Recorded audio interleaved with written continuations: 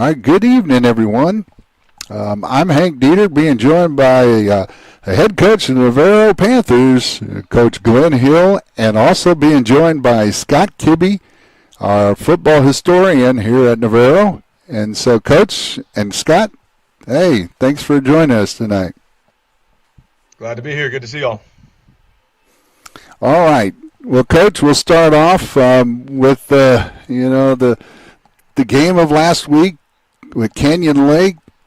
We had a loss, 21-13. So we're going to ask you some of your thoughts on that game. As first, we'll talk about your offense. What were some of the things you saw, and give us your thoughts? Yeah, definitely continuing to grow offensively and some new schemes and non-district. While we'd obviously love to be 3-0 right now, we're improving, I would say, week to week. And some of those mental mistakes that we were making early in the year, those are starting to get minimized. Now we're not quite to the point to where they're eliminated. I think that's when we can take the step from being pretty good to being really, really great. We're showing flashes on all sides of the ball, but talking about offense right now, we show some flashes to where when we're in a groove, we're pretty dang good. And then there's some times to where we have a misstep here and there. And big thing we talked about this week, and as we move forward going into our next opponent and into district here in a couple of weeks, is that bit of when we're in a groove needs to become who we are all the time. All right, Scott, you got anything to add? Coach, we know we talked about the schedule a little bit when you and I talked on Monday. And it was your predecessor obviously made this schedule, and it's not something. And I know from conversations with him, it's a lot of times it's just who can I get? Who got I line up 4 teams to play? So it's not something you select. But I mean, do you think if you had your preference, would you have? It's been a tough group of teams to play. Would you want some? Maybe a little bit easier, or is it just about right, do you think? No, no excuses for us right now. I'm happy to play these tough opponents. And Coach Blunt's correct. It's hard to make a non-district schedule. It really, really is. And some people have some things lined up already, and sometimes it's hard to get, hey, I have a week 1 open. Well, they only have a week 3 open. So I definitely understand. But if we're going to play some games, let's play some quality opponents and let's get better. Because we all know our district is tough. And if this is going to prepare us for the district, if this is going to prepare us to hopefully get in the playoffs and make a playoff run, then I think it'll be worth every second of it. All right, thank you, Coach. Let's talk a little bit about your defense in that game. I mean, they still held them only to 21 points, and I think that's a win of itself. And, they had the lead. You had the lead at halftime, so and held them only to a touchdown in the first half. For sure. Defensively made some huge jumps last week against Canyon Lake. Antonian was really, really good offensively 2 weeks ago, and we struggled a little bit on defense getting lined up. And we talked on this show last week about, hey, how do we improve that? And communication, getting lined up, and that being most of the battle. And I think we did that for the most part. We had a couple of times to where we weren't in the absolute perfect position, but we're playing football. Things are happening fast, and they got a good team. They're going to make some good plays as well. I'd love to win every single game 80-0, but that's probably not going to happen this side of heaven. So we'll continue to improve, and we're getting our guys a lot better. Just hearing them in practice last week, I knew we're going to play much better on defense, and they did, and we're going to continue to grow in that aspect. Thank you, Coach. And I think you had a lot of success forcing turnovers last week, and is that something you guys really emphasize and say, this is something we need to be able to do? We do, yeah. Twice a week we start our defensive practice with a tackle circuit, and then the other 2 days we start it with a turnover circuit. So we're working on stripping the football out. We're working on gang tackling. We're working on high pointing the football and interception. We're working on one guy's got him pinned up and the other guy punches and rips the football out. So these are all things that we practice them, and we expect it to show up on film. We're really big believers, and we're not just going to waste time in practice. If we do it Monday through Thursday, let's see it on film come Saturday morning when we're watching the game. And to their credit, that's showing up. Week 1 we had 5 takeaways.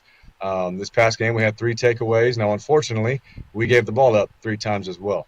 So we need to clean that up so that can become an advantage for us, because on defense we are doing a really nice job of taking the football away.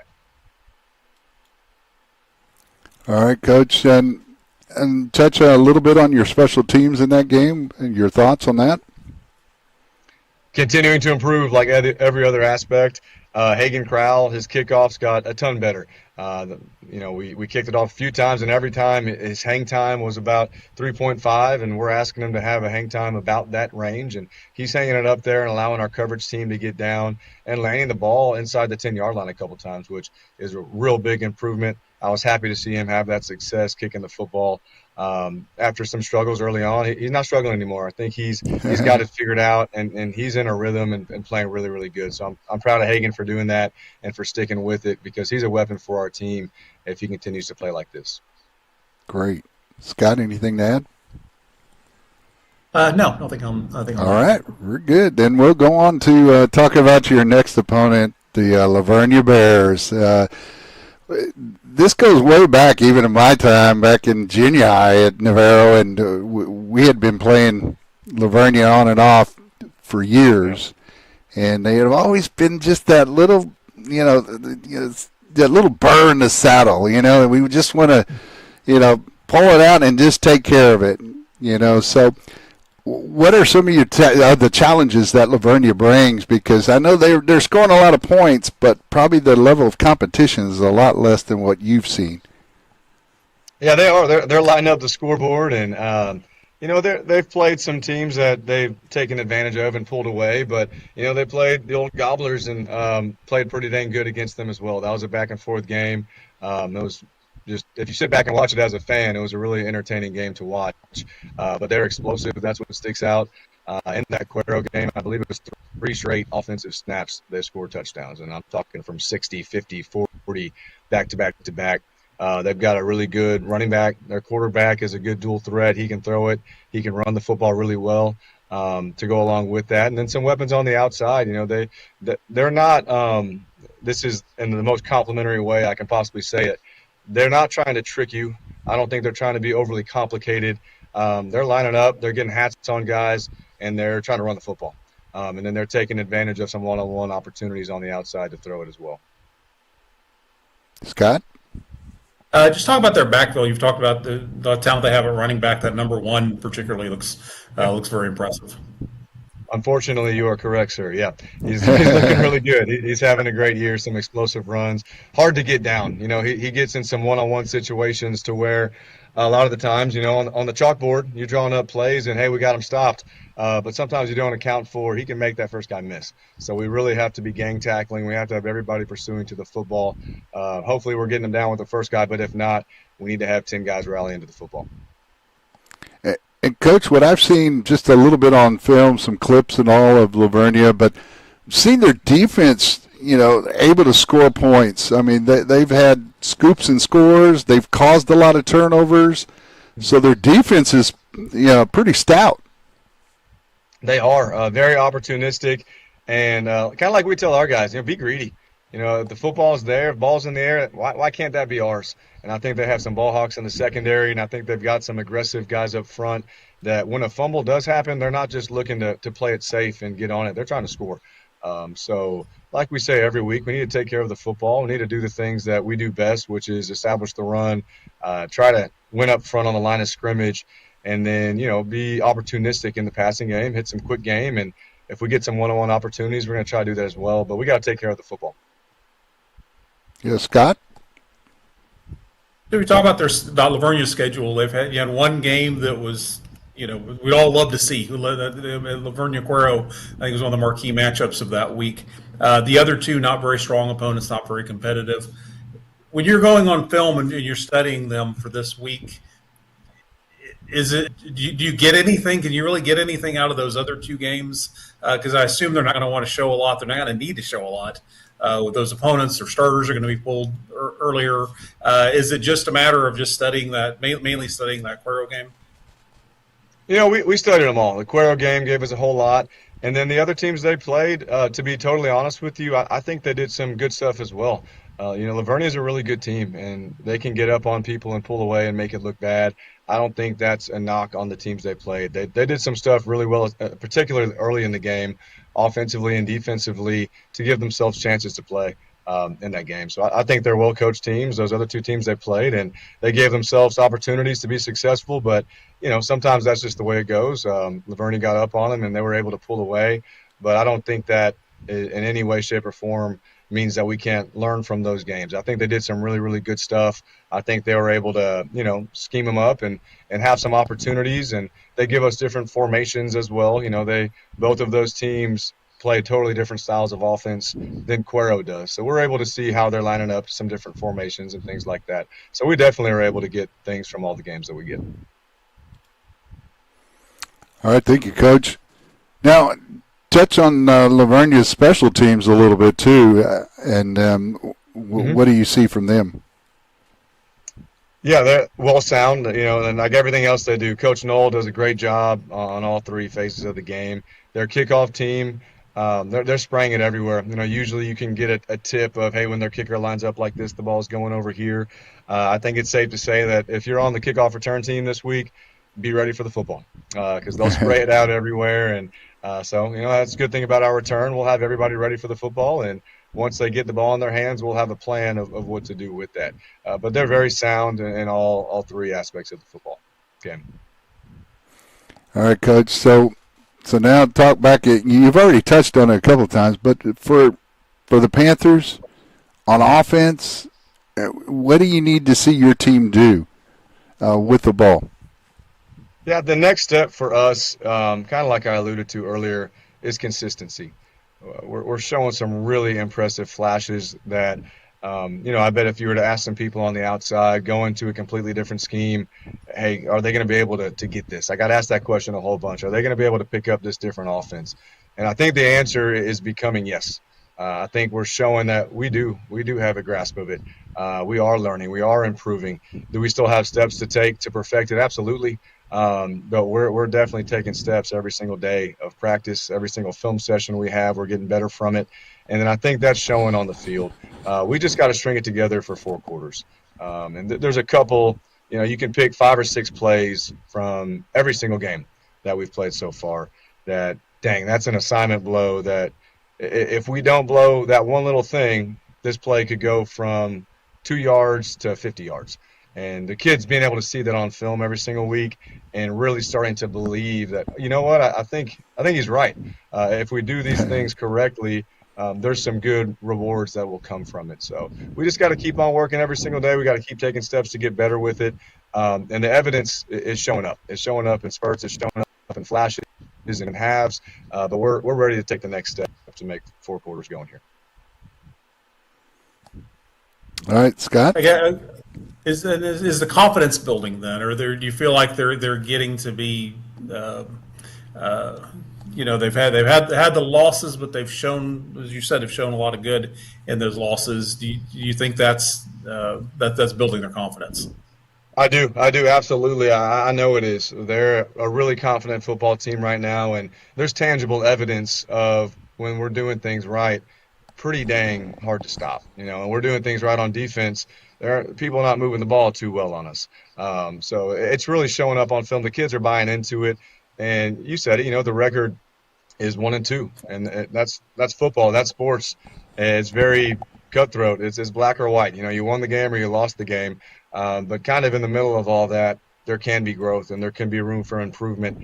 And our kids are definitely leaning on that, and they're definitely improving every day. I feel like they're very confident. And the sky's the limit for them. We're going to wrap up non-district play this week. Hopefully still take some more steps to get better. And then we're going to launch into district, continuing to improve. If it's week 10, I still expect us to be improving. So while we're not a perfect product yet, we're definitely getting much, much better every single week. All right, Coach, we'll get to the end of this, but one other thing that I like to focus on is, again, I know you already touched on it a couple of times, but how much this defense has improved and what players I know it's hard to single anybody out. I know you're the head coach and you love them all, but is there any player that stands out right now that's really taken to this defense and really understands the schemes and has really helped promote it with the other players and teach them what they're learning? Right, and that's the big thing about our style of defense. It's a machine. It's 11 guys that have to do exactly what their job is, or else the machine doesn't work. If one guy's in the wrong gap, you get exposed. If one guy's got the wrong coverage call, you get exposed. But we definitely have guys on all three levels that are stepping up and taking some ownership in it. Mason Harvey on the defensive line is just he's always been a great player, a 2-year starter, or maybe a 3-year starter. I'm not sure. I know he started last year. But his use of his hands is becoming a real weapon up front. He's a strong kid, but you can be playing against a 6'6", 300-pound O-lineman. If you've got good hands, that's going to give you a chance for success. And he's really playing great right now. On the second level, we've got several linebackers that are playing great. Barry is improving week to week, and he'll lay the wood on you now. He's an old school 90s linebacker that he's coming downhill trying to hit you. Luke Vogel and Corbin Benish in space are playing great as well, making some tackles in the open field. And then Julius DeLeon is in the secondary, and he stepped up at corner. And, last week he led us in tackles. And that's not because he's given up receptions. That's because he's so quick to trigger in the run game, and he's sawing some guys off. He's playing really, really well on the third level for us. Thank you, Coach. And I'll just offer as a comment, there were some of the hardest hits from you guys I've seen last week in the game. There were some pops. You guys were popping. That's all. Of course, it's very, very good to see that. So. No, that is good to see, and our defense is not shy about contact, so that makes the coaching staff very happy. They're not shying away from hits. They're seeking out the hit. Well, to see some of my old hits, you'd have to go back on actual film and not the 8mm almost type, or what they use with the old coach's clicker. That's right. That's right. You're not going to find any of me. I really majored in getting hit. I was pretty good at that. But Coach, so at a point in the show where we're going to close this out, but can you tell us your 3 keys to victory over Vernia to win that game? What is it going to take? All right, we talked about the takeaways. And that's something that they are really great at, and we've been really great at this year. Let's win the takeaway battle. We need to generate more takeaways than them, and we need to take care of the football offensively. Need to continue to generate explosives on offense. And last week we really limited Canyon Lakes. They had a couple, but we need to limit Vernia's. They're an explosive offense, and they have shown that for 3 weeks now. They can go 3 and out 3 straight times, then all of a sudden, like against Cuero, they score on 3 straight plays. So we got to be locked in at all times and limit their explosives while trying to generate some of our own, and then continue to take steps. It's a day-by-day process for us, but we've strung together a really good week of practice right now, and we need to just put the product out there on the field. Have our kids trust who they are, trust what we're doing, and I think if we do that, we can play with anybody. We've got a really talented group that's improving. We just need to trust our jobs and go out there and execute. All right. Thank you, Coach. Scott Kibbe. I guess we're going to make that a wrap. But Coach, again, thank you very much. Absolutely. Thanks for having me. Go Panthers. Go Panthers.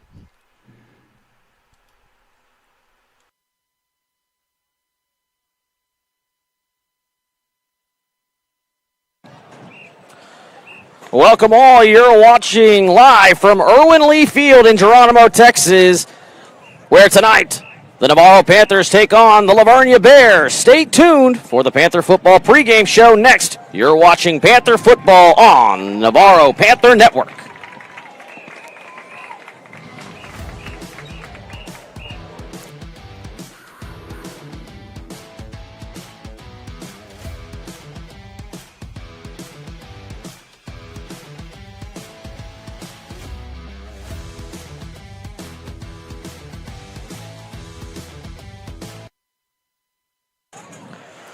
Welcome all to Erwin Lee Field. Adam Carino here with Hank Dieter to bring you this broadcast. Boy, it feels good to say that again, Hank. I'm happy to be back here.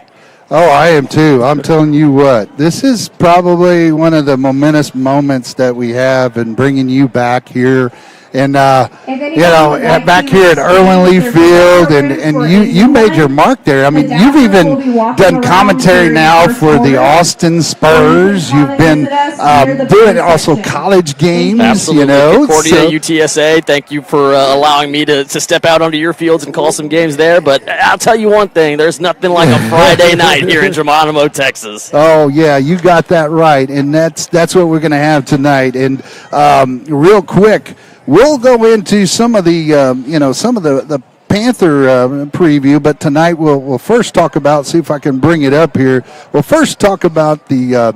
That's not the one. Sorry, I got the wrong one up here. So let me get my stuff together here. But we are going to bring you the matchup stats here. So, and this is what the stats look like here. It's like you got Lavernia at 218 to the Panthers 216 in rushing. And then 165 passing yards per game and for the Vernia Bears, and 95 for the Panthers, 383 total yards to 311. Not a big disparity there, right? No, not at all. And you would think in the way that Lavernia is winning, they'd have a lot of yards, but their defense has shortened the field. They had so many turnovers against like Highlands and Burbank. They had the ball at Burbank or Highlands 20, or they would scoop and score. And so their offense, you would thought, their offense had all kinds of yardage, but not really the case. Absolutely, and that's why stats only go so far, and that you can see right here. The real difference here is maybe just an added edge in that passing game. Right. With shout out to Navarro for instituting that passing game right now. It's different than when you were here. The old slot T is when you were here. Absolutely. So. 95 yards per game passing is certainly a number that I'm not used to seeing. But as this game unfolds out here today, like you said, Hank, defense is going to be the key, but so is ball security. You still have a strong run game down there, so ground and pound is going to be your best friend, but you want to make sure that you're covering that ball with two hands whenever you're hitting that gap, because, again, if Lavernia is good at creating those takeaways, creating those fumbles, the main thing that you want to do is leave here and say you can win without turning the ball over. Yeah, and when you look at, this is some of the defenders. We don't know if we got this exactly quite right, but with the starting lineup with Lavernia, Caparelli, McReynolds, Delia, and Farmer, and these are the guys, Dietrich, Arodi, and Crane, that really make the difference at the part of the linebacker core. And then you have, we have Lindsay and Garza that's on there. So some of that is not exactly what the starting lineup would be, but we try to point out some of the main players there. So, but back to the Panthers, right? You had some stats, I think, as well as we talked about, for the Panthers. But our leading rusher is Trotty Dillon, and so.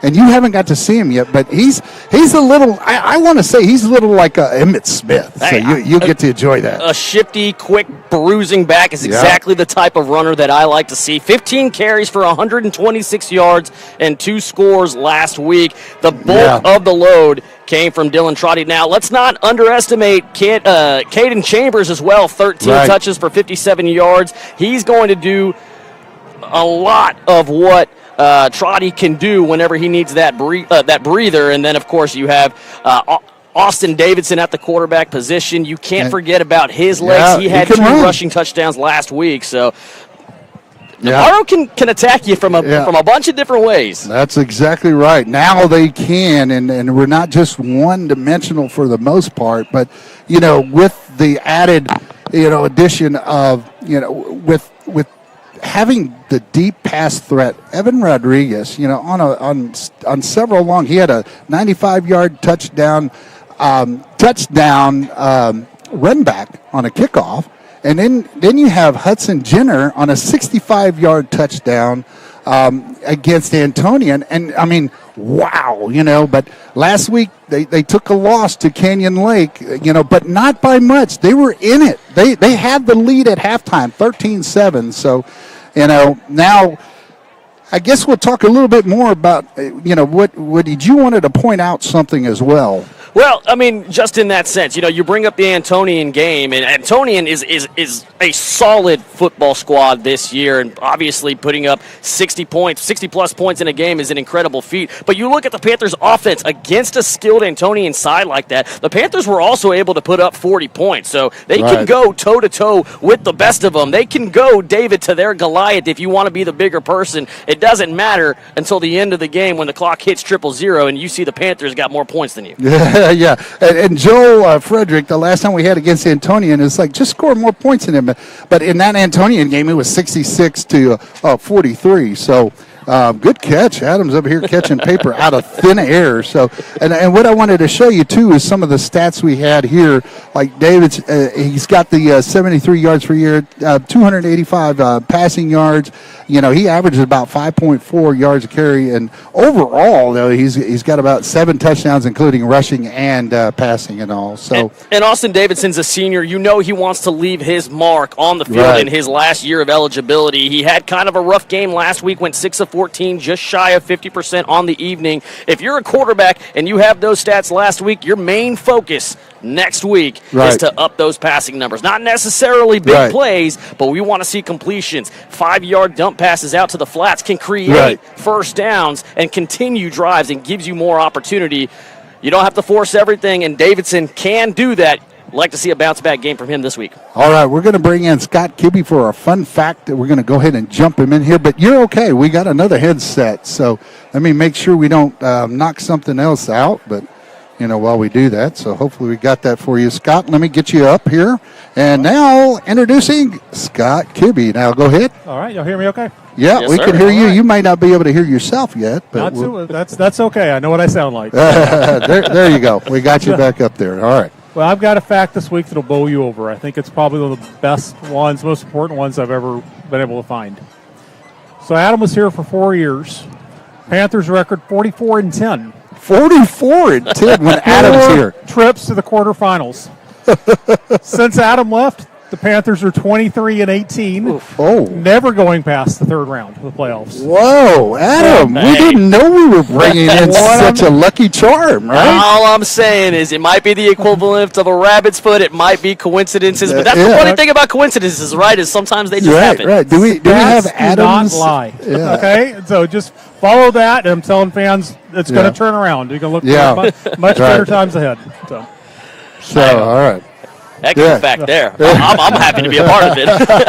44-10. Yes, a very good year. That is wild. I would have never guessed that, but we had a lot of good times, Adam, in those games, and we're really happy that you come and join the Navarro Panther Network with the Navarro Broadcast Absolutely. Club. My first time being on the Navarro Panther Network because everything beforehand was on a different network. That's so this correct. is my debut here. Yep. But, we talk about facts there. You said 44-10 over that stretch of time. I don't know if we saw 20 passes that entire time. So when you see a quarterback having 14 passes in one game, I'm excited to see the changes that this offense is bringing. A lot has changed, and it's fun to watch because they're growing every week. Well, I'm gonna pull up the offensive right here. Braddock Galini still as a tight end, and Melton, Ledesma, Reski, Carlisle, Pugh, Rodriguez, Davidson, Trotty, Rocha, and then Jenner. We have out there. And Scott, real quick, some of the predictions that you would have for this game against Lavernia. Well, I think we're going to continue to see the improvement, especially I think on both sides of the ball. But I think it's just really important. The Panthers need to get off to a good start because this is a really good Lavernia team. This powerful team. They beat the Panthers 3 years in a row. Right. Most of those games, the Panthers hung around a while, but ultimately Lavernia won comfortably. They need to get some confidence early in this game, do some things that look good for them, and have to be. Last week 3 fumbles in the third quarter. The Panthers recovered and they came up empty each time. If you get a break, you got to take advantage of it against these guys. Yeah, because they are. They're opportunistic. When they get the football, Lavernia's going to score, and they did that against Highlands, and they did. And we talked about how their average is only around 363, I believe, yards on average per game. And that's not a lot, Right. especially with the scoring they had. Right, only about 30 more than the Navarro Panthers, who were putting up right at about 300. I think the mark was 301 is what we had on the graphic. It's real hard to gauge, though, I think, this early in the season, because two of those opponents they put away early. So you think they might have been working some second string in. Their real game was with Cuero, their real challenge, and those numbers are impressive because Cuero's very good this year. Cuero's probably the favorite to come out of this region. That's right. Well, not too many years when Cuero's not really good, but 383 to 311 was the total yards per game, average per game, and I thought that's manageable for the way the Panther defense played last week against Canyon Lake. They got a good shot at this. Well, and if they can force turnovers, they've been doing that, and 5 interceptions in the first game. Love to see something like that again tonight. And I'll add to this: you don't have to win this game by putting up 60 points. Well, I think a winning effort right now can be long, sustained drives where you're making the clock your 12th player on the field. If you can take up 8 minutes on an offensive drive and end it in 7 points, you're taking the ball out of Lavernia's hand, out of that powerhouse offense, and you're keeping it steady. And that's what we used to do in the days when you were here. That was very similar. But Coach Hill would say, he said that after the Antonian game, he said, a shootout is not really our style. We're passing more, and it's a little more wide open, but we just can't keep running up and down the field. So that'll work the Panthers' advantage. Slow it down, longer drives, and play some keep away.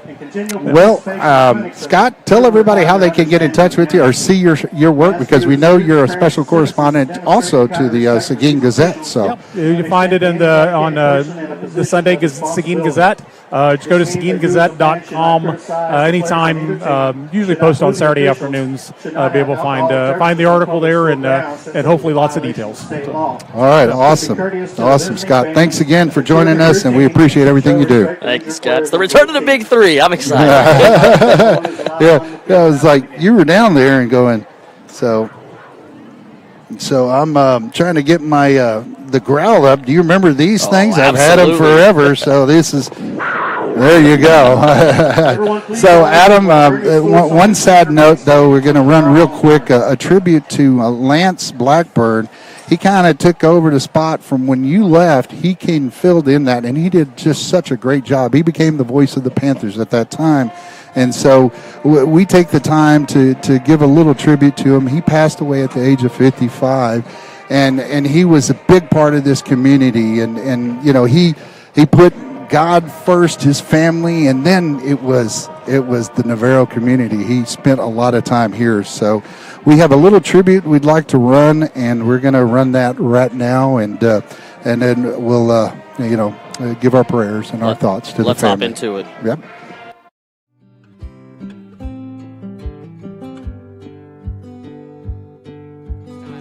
He's up the middle, and that's Cohen Blunt, and he could be gone. Let's see if they catch him. If not, he's choo-chooing, and he does. That should be there all night if the Tigers want to take him. They delay handoff this time to Thompson, and he is brought down for a big loss there. Handoff Kenaway. Kenaway's got a big. He's in. He walks in. We're going to go for it. He's going to roll left. He's got a receiver. It's Cohen Blunt. He's got some room. He's got the first down and more, and he's going to score. Oh, the punt's blocked. And the Panthers jump on it. That's picked up. And it's Matt Villanueva. And Matt's running down the sideline. He's gotten in for a Panther touchdown. There's a pitch. It looks like it's going to be a halfback pass. It's Cohen Blunt. He wobbles in. Does he catch it?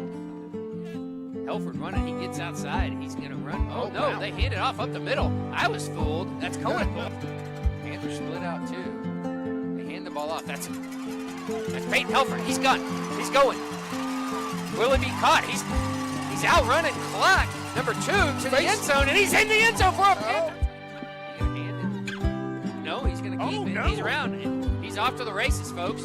That's Peyton Telford, the sophomore. He's showing some speed. He's being chased by Danny Appia. He gets down there. No, and he gets hit. And no flag.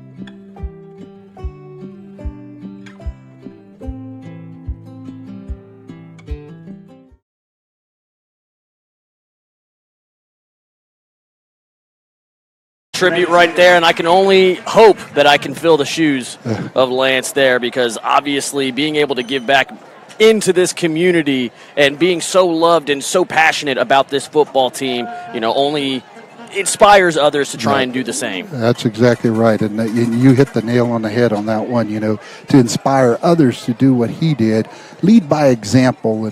And so, yeah, now we're back to the game, and we've got our on the field sideline cam, we call it. I love it. We're professional these days, Hank. We got and I made this scoreboard because I wanted something simple and easy to look at. Hey, I think it looks better than the broadcasts on Saturdays for Fox. Oh wow, we got the officials. That's the one thing we didn't get the names of the officials so we could put up there, but we'll work on that in usually in the playoffs is when we kind of pay attention to that a little bit more. So. And we'll run breaks. We have public service announcements that we run through at the breaks, Adam. So I'm letting everybody know that as well. Amazing. So, yeah, and so right now I think we had the temperature right at the beginning, so like right around 94 degrees, but I think it's dropped even more since we started. Well, it says 87 out, but the sun's about to drop behind the hills back there, and I think it's going to feel nice and breezy. There is a solid gust of wind coming in. Now, granted, we're elevated, right? So we're probably getting a little bit more wind than what they are down there on the field. But, boy, this feels like a fall Friday night in Texas. Now, that's I'd right. say fall in Ohio probably feels a little different, but in Texas, this is the weather that you crave. Well, that's right. Well, we're about ready to get the Panthers to come out. So we love it here, and we love it. We love that there's people from all over this great earth is here, and that's Lavernia coming out on the field. I don't know if we have that. And Lavernia donning their white tops, blue pants. Yeah, yep, they're coming out on the field, but we're focused on the Panthers coming out. I guess this is the Navarro Panther Network. So I'm sorry, there they come. And here they come. There they are. They're Navarro Panthers, and they're excited to play in front of this home crowd in Geronimo, Texas.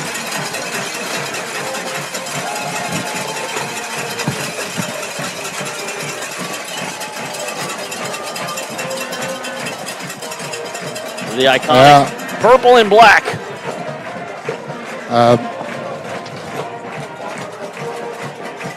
All right.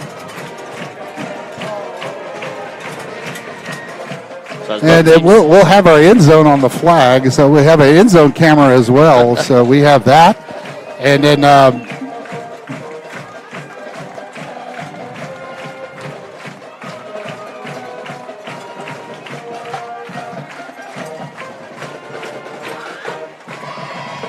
now we'll have the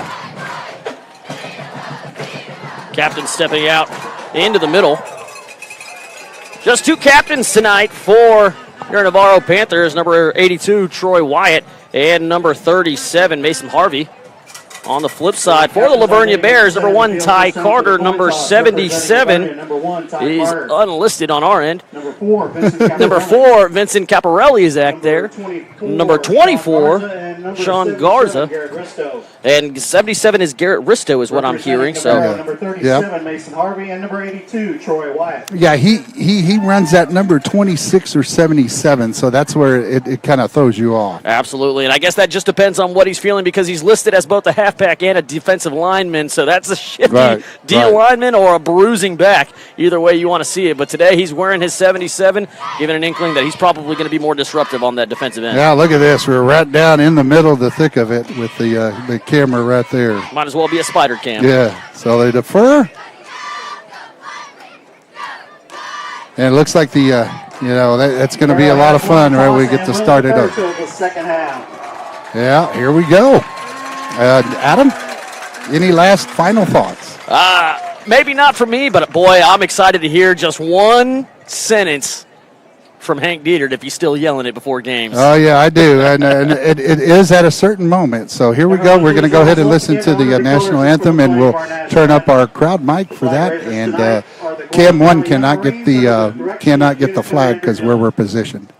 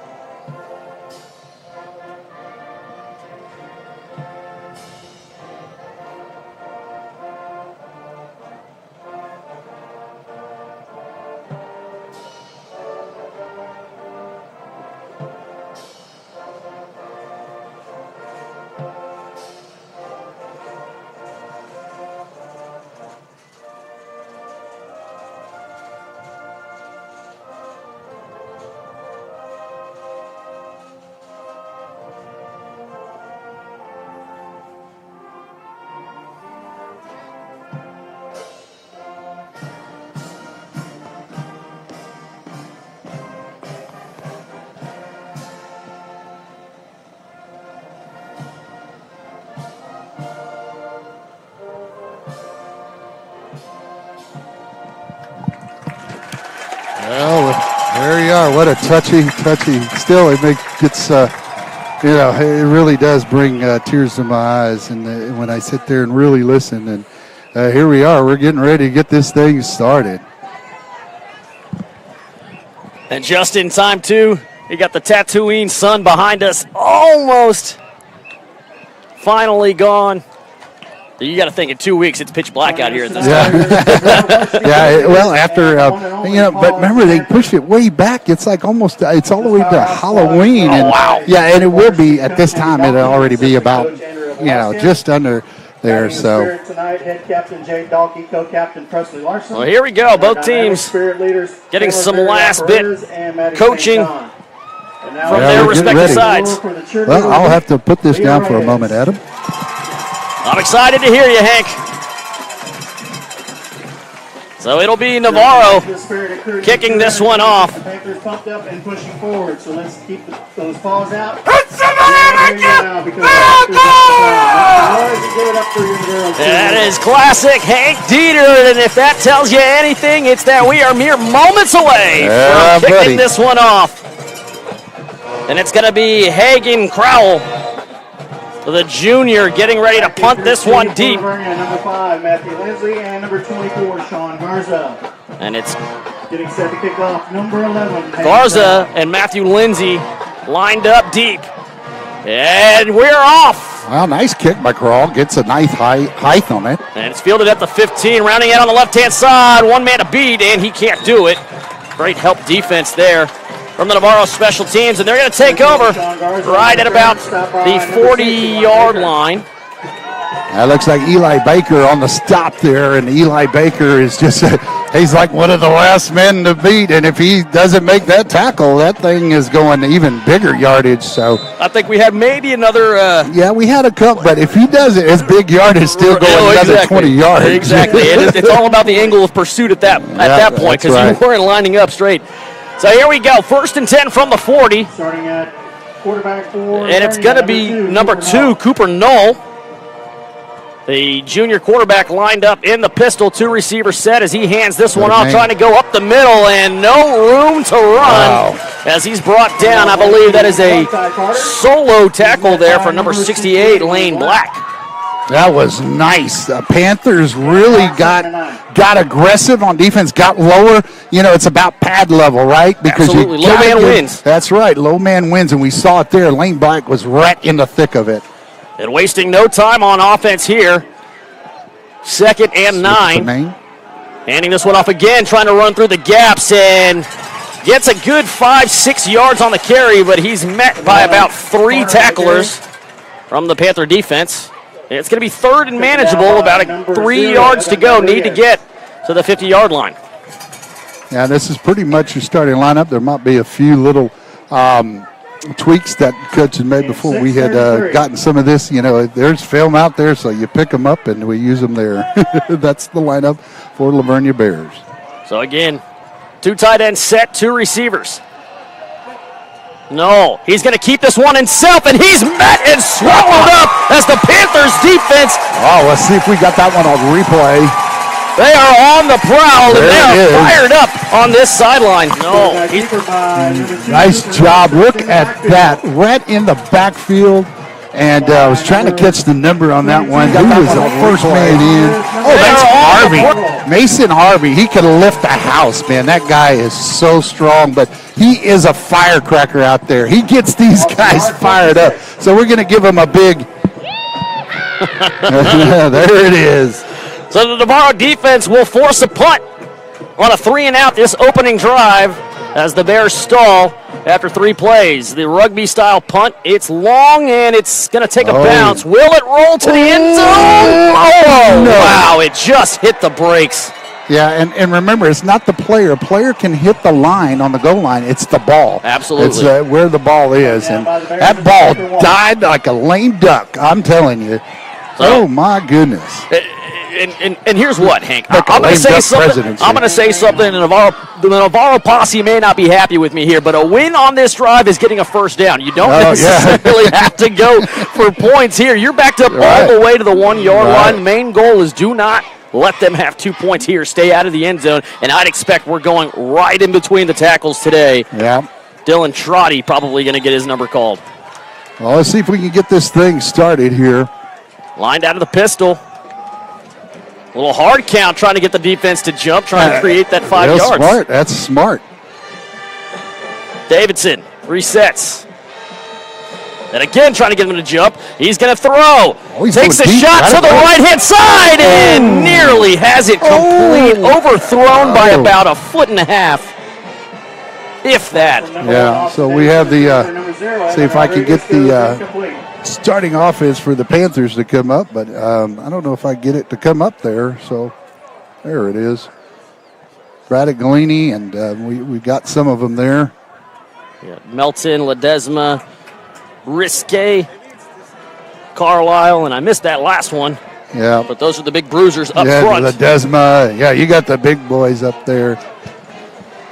And they've been doing well. They've really been molding together very well. Two receiver look, handing this one off and going right up the middle. Not a lot working for him, but is able to pick up 2. So getting a little bit further away from that end zone, creating a little bit of room. Now, obviously, you're out of the shotgun and you're dropping back for a pass here. Yeah, and I mean, but you still can do an RPO. You can still make that happen. Absolutely. You know? So they reran the offense for the Panthers, and we'll get to the defense in a little bit. There we go. And it was Poe who I was missing on that one, so I apologize, Poe. Pew. Yeah. So again, Davidson takes the snap, shovels it out to the right-hand side, looking for a block, gets one, but can't escape the pursuit of number 4, Vincent Caparelli, and he's a captain for a reason as he shuts down that third down play for the Panthers, punting unit coming out. And you'll see Caparelli in here. Caparelli wearing number 4. He kind of, even though it shows defensive line, he's like an outside linebacker or rover, and he can be all over the field, and you saw it there. He is all over the field. In college, his position might just read athlete. Yeah, I mean, it's like the best to describe it really is like in baseball, a utility player. You could put him just about anywhere. So end over end punt, looking to get a little bit of a roll, and it's fielded at about the 48, and he's got room to run. Tries to put a cut on and is met. Good open field tackle, and it was, I believe, Caden Chambers, the first to get there. Well, and they flipped the field on that one, with that great punt. They end up flipping the field. Like you said, a win would have been a first down for the Panthers, and they couldn't do it. I mean, Caparelli comes out of nowhere and makes that tackle. Looked like Trotty had the outside, but, he comes flying in from the inside. So you're going to have to get a body on him and stay with him a little bit longer. It's got to be that 1,001, 1,002, 1,003, 1,004. So the Bears in fantastic field position at the opponent for 32. Play action and going deep over the middle. It's too high and it's picked off.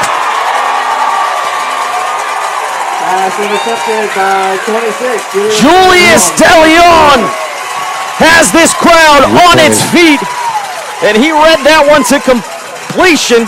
Let's see no pun intended. Yeah, hopefully we got that one on replay. Here it is. Let's see this one. It's clearly overthrown. And, the Panthers have do a good job of containing in the zone, and it had to be dropped in. If you saw the underneath there, they had to get it over the linebacker in order to make that, and he went too high. And one of the reasons that pass was so overthrown was the pursuit. As he was hit as he was thrown. Yes, sir. Noel facing the pressure, and now it's Davidson out of the pistol. Handing this one off on the counter and met in the backfield, and he's going to lose one. Ball's on the ground, but I think they're going to say down by contact. Yeah, they were. So 2nd and 11. 5 Trotty on the carry. 8 minutes have gone by. I'm sorry. 7 minutes have gone by so far. Yeah, because this is, if you did college games, you got to remember that's 15 and we're still at 12 here in this one. But you gotta wipe the dust off. Right, so that ends up being a loss. So it's 2nd and 11 here by the Panthers. You got 2 safeties pushing in. Blitz might be coming, and they do send numbers, but going up the middle, trying to fight through that first contact, maybe got an extra yard out of it, so it's going to be officially about a 3-yard pickup. So here we go again, 3rd and 8. Right, and that's an old classic. We've been seeing that type of run. That's a classic stretch play. and your linemen are out there doing zone blocking, and so that's what you see on that stretch. And the running back's got to find the hole. There's not a designated hole for that particular run. So we're going to have two receivers lined up on the right, still out of the pistol. Davidson gets his group to the line quickly, fakes the handoff. Good protection there in the pocket, and just can't get the throw. Yeah, I thought there was a little hold on it, but it would have been uncatchable, and so there was, no call on that one. Panthers couldn't get the first down. But the Panthers are moving, they're doing things, and we're just not connecting right now. And if we connect on that one, that would have been really close, but still, Panthers are out there mixing things up. And here's the thing, even though you've just done 2 straight 3-and-outs, the Bears have maybe 2 more yards than you so far. That's it. So. If that, yeah, because they, we've been holding them, put it that way. End-over-end punt. This time it's going to get an awkward bounce. Can it be fielded? And he's able to hold on to it. Gets a great block. Oh, I don't know. I'd like to see if we can we pull that back on replay? I'd like to see that block to see if it was a block in the back or not. We'll see here. Officially a 13-yard return, and let's take a look right here. Looking at number 7. Yeah, coming in. Absolutely a block in the back. Yeah, almost a tackle. So similar field position. They started on the 32 last time out. They're at the 36. And this is what you were talking about, Hank. Lavernia gets a lot of points. They don't necessarily get a lot of yards because their defense puts them in such good positions. And here goes Noel, the quarterback keeper. He takes off after getting a couple good blocks. And Noel will open the scoring for the Bears. Cooper Noel, 36 yards. Well, we'll see this one on replay. And this one we'll see how because they their got the edge. Watch the seal and the kick out right there by the big man. I think that was 75. After getting a couple good blocks, and Noel will open the scoring for the Bears. Cooper Noel, 36 yards. We'll see this one. And the extra point unit kick is up, and it is good through the uprights. And the Panthers defense did good until then. And it's just one play. That explosive play is the only difference. Makes it 7-0 as we take a quick break. Your score from the Irwin Lee Field. Lavernia Bears 7, Navarro 0. We'll be back. The innocence of youth. Is there anything any better? But soon they'll be in high school and facing all the same challenges you faced. How to make friends, how to fit in, how to be cool. We want our children to have everything they'll need to live fulfilling and productive lives. Make sure the kids in your family are among the more than 12 million participants in America who take part in high school sports or activities. 6:36 remaining in this first quarter as the Bears are first on the field, and that's just a little hospitality from the host. Let the guests get one, right? Navarro's going to come back and hit you in the mouth. Yeah, and I didn't get to eat. I didn't get to say that. That was, I think, uncharacteristic of the Panthers. So we'll, we may not see that so much, but we saw that with Antonian. It's a shootout, So. And we've said it before. I mean, Coach has said it before. We don't necessarily want to play in a shootout. But, hey, if you're scoring points, score points, right? Right. You got to score more than them, as Joel would say, But, we're going to have this thing re-kicked as that ball went out of bounds, and now the Vernia Bears will have to re-kick it, but they're going to go back to the 35, if I'm not mistaken, because they go back 5 yards on a legal procedure call. 5-yard mark off for kick going out of bounds, and we'll have a re-kick. Well, we give a big shout out. I need to give a big shout out to the Ryland family. They have a grandson out here named Hudson Jenner, and they reached out to me and to say, hey, we love listening to you guys every Friday night, and so thank you for listening and watching us here on the Navarro Panther Network, and good luck to Hudson Jenner for the rest of the year. That's off to you, Mr. Jenner. And the Panthers, obviously.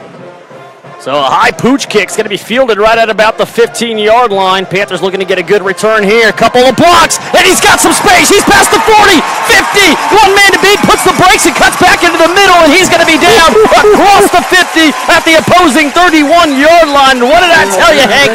Give him a little hospitality, let him score first, and then you hit him in the mouth. There you go. There you go. Say, okay, we let you have this one, but here it is. Look at the seam. Evan Rodriguez is just an amazing athlete. He ran back a 95-yarder against Floresville earlier this year at the first game of the year, and look at him go. If it wasn't for at the opposing 15, which was Santiago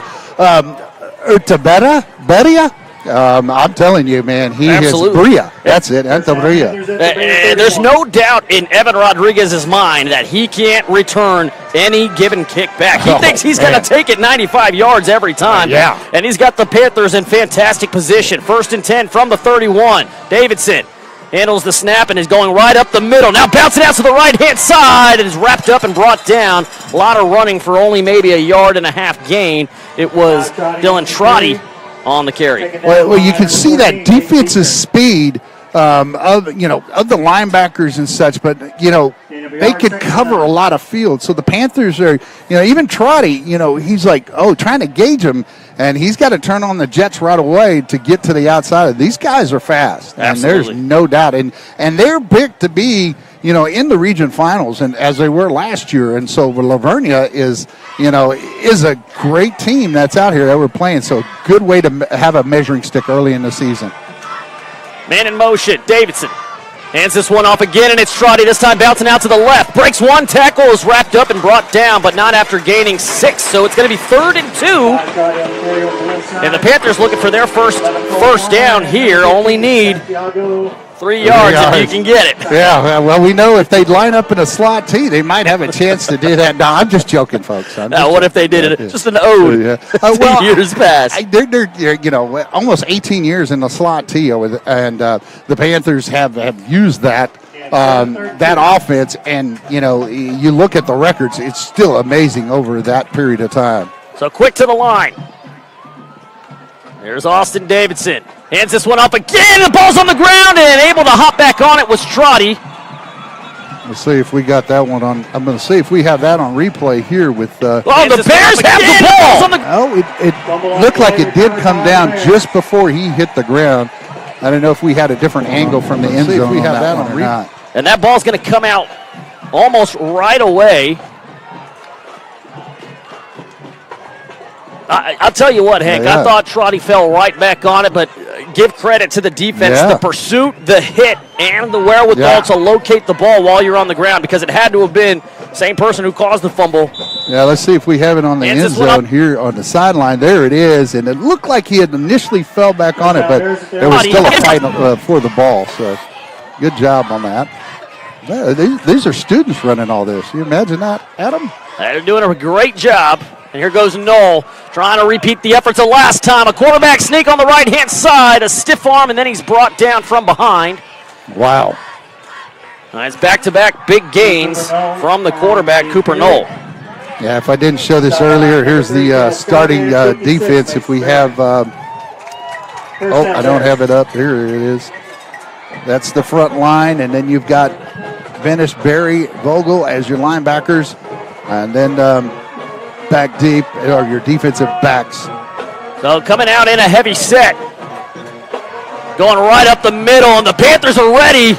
Maybe 3 yards on the play, and a good effort to keep your legs moving by the running back, and I believe that was Ty Carter on the carry, but Panthers had him after a 1 yard gain. He still was able to push it forward for 2 more. Yeah, Ty Carter's their leading rusher this year, and he's been able to make big plays. And so what we need is to see the Panthers contain him, and they've been doing a good job. It's Knoll that's been the problem. So and that's through his arm. Right, exactly, with his legs. I'd imagine they're probably going to show pass here, play action, and Knowles drops back. He's got a man if he can find him, and it's overthrown. Woo. That one is if you're a Panther fan, hallelujah. I mean, that went over. He had 2 or 3 steps. I believe that was on Jenner.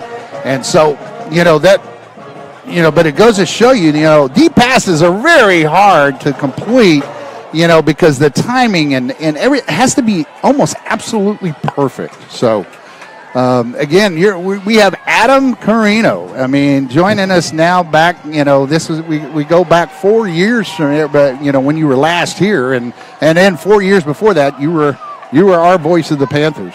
And looking to continue that streak here, and I'm happy to be back as the Bears able to pick up a handful on second down. It's going to make it, third down, I'm sorry. It's going to make it fourth down here. Fourth and about 3, and you're right in that territory. It might be too long to punt, but they're going to bring the punting team out here. I think you got to play a safe set. Yep. Just in case they're trying to do any trickery, because, again, you're at that 50-yard line. Obviously, you're not kicking a 65, 70-yarder in high school. And if you can, I want to see that kicker's leg. And I would look for a fake. I mean, I would play for the fake. And we've got a linebacker up just to watch. Oh. Nearly got the block, and it's a high, wobbly punt, not fielded. And, again, just a fantastic bounce by the Bears punter. It's going to put the Panthers deep in their own territory at the 10, but it hasn't been their worst field position yet. They're going to go ahead and take over, still looking for that first down of the quarter. But again, it's still only 7-0, Hank. You've done a good job of keeping this Lavernia side tamed. Just got to be able to start converting something on your own here. I'd love to see. We had 3 straight runs on that last drive. Stay with it. Don't be afraid just because you put the ball on the turf last time out. First run going right up the middle, and then I want to see that second play. Right. Something over the middle. I want to see a throw over the middle, not necessarily towards the sides. Get the linebackers working a bit. Keep them honest. You're exactly right, and we haven't seen too many crossing patterns, but there's a little trap right there that we saw. It didn't kind of, Lavernia read that one all the way, so good job up front by the Lavernia Bears. And if they're going to continue to send linebackers, that's exactly why you got to take what's given to you. Yeah, because that middle flats is wide open. If we have a crossing route, or even just a drag route, even a seam route, but you got to know where to sit.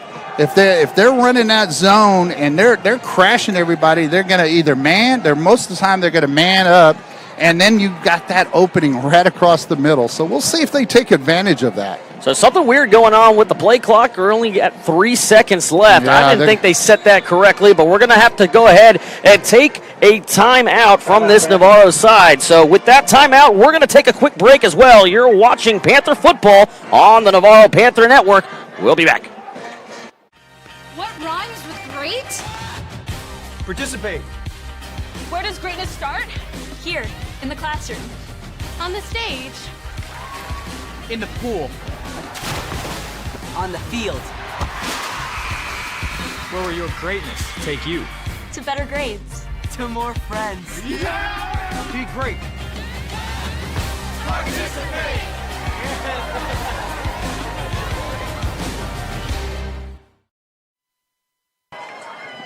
And we're back at Irwin Lee Field as the Panthers, looking to get some positive yards here on second down, have largely been going backwards in offense. But the defense playing lights out so far, except for the one explosive play. Yeah, we'll see if we can get a look at this from the end zone here. Here we go. Come back. From the pistol to the shotgun now. 2 receiver set, man in motion.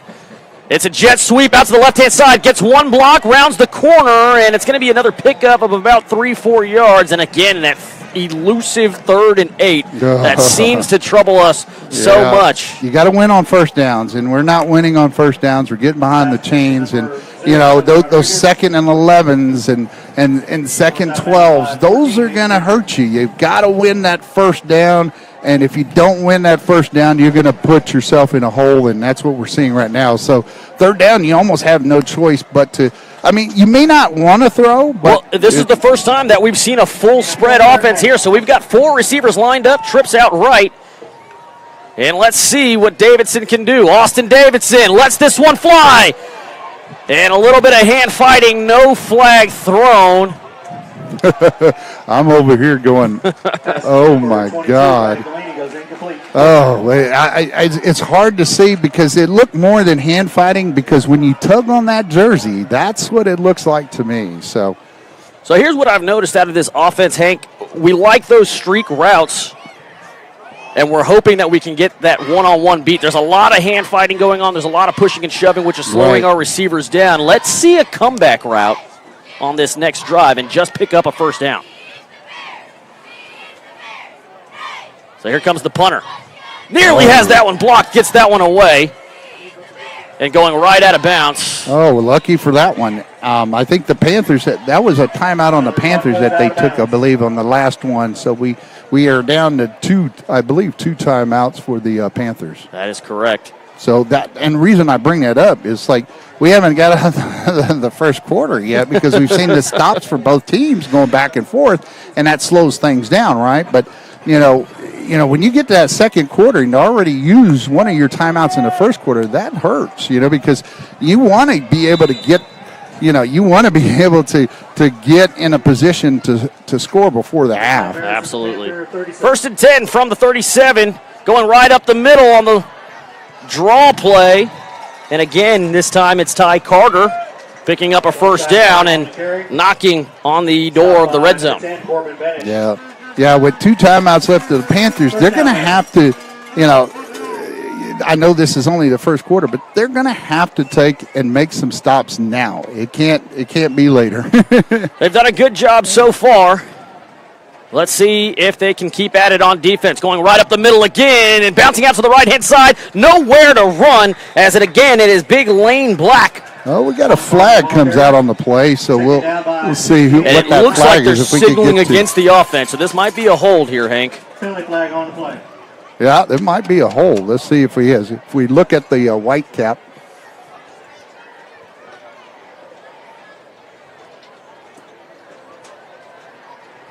Looking for the call here. Personal foul. Targeting on the defense. Oh, man. Well, that's an automatic first down. Well, that's interesting, Hank, because I could have sworn the line judge initially stated that it was going to be against the offense, but that's why they huddle. Yeah, so it was a good defensive stop. Ultimately becomes a first down due to the penalties. Right. Officially half the distance to the goal. It is now going to be 1st and 10 from the 11, so don't need to get a first down. Oh, I'm sorry, don't need to get a touchdown. A first down at the 1 will suffice. But it's Cooper Knoll out of the shotgun. He's going to keep this one, looking for some blocking. Does not get it. Instead, he hits the ground hard, but not after picking up about 4. 30 seconds left on this running clock, and that may have been the last play. That may have been the last play of the quarter. Yep. That might be the end of the first. We'll see what Lavernia, if they want to hurry up and get this thing. About a 9-second difference between the play clock and the game clock. And Lavernia stepping up to the line of scrimmage. They've got about 5 seconds if they want to do it, but Cooper, no. They have about 2nd and 5 here. Not interested in taking a quick hike. So that'll do it. Let's go ahead and send this one into the second quarter of play. Your score after 12 minutes, the Navarro Panthers 0. The Lavernia Bears 7. We'll be back. You're watching Panther football on the Navarro Panther Network.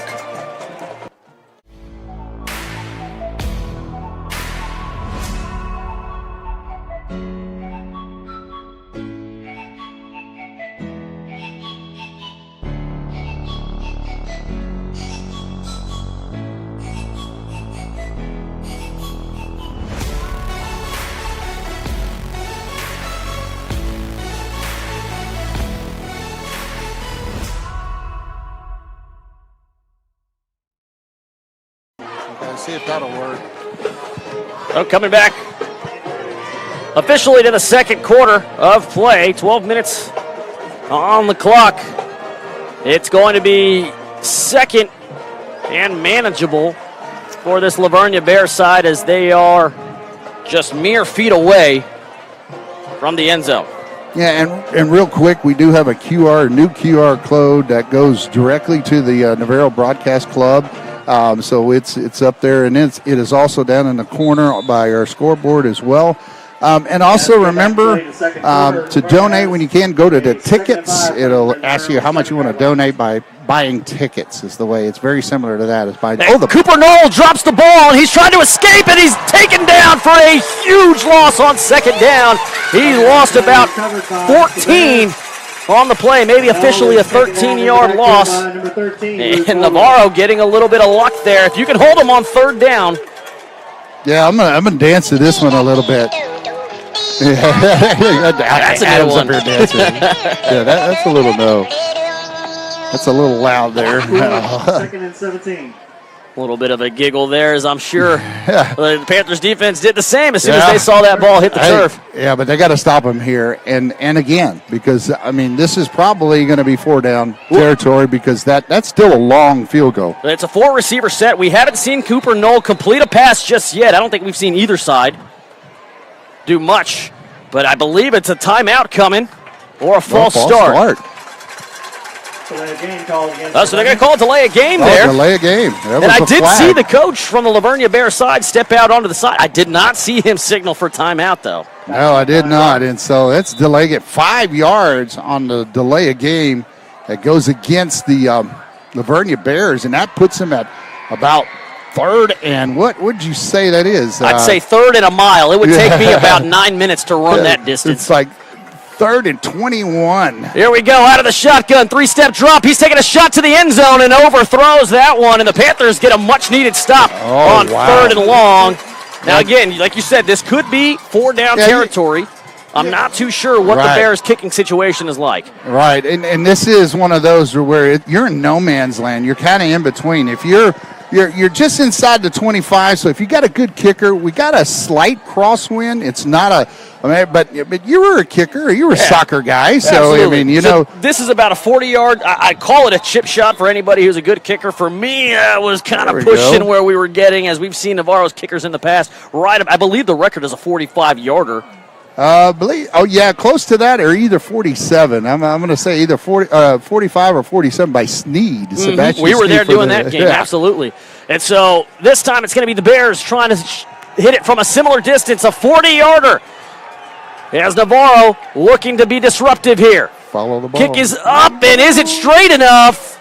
It is through, and it is a 10-point lead for this Bears side. There was no question that was going right in between the sticks. The attempt is good. 41 yards by. Yeah, that takes it up to now 10 to nothing with the Lavernia Bears leading. So we'll go ahead and take a quick break as well. You're watching Panther football on the Navarro Panther Network.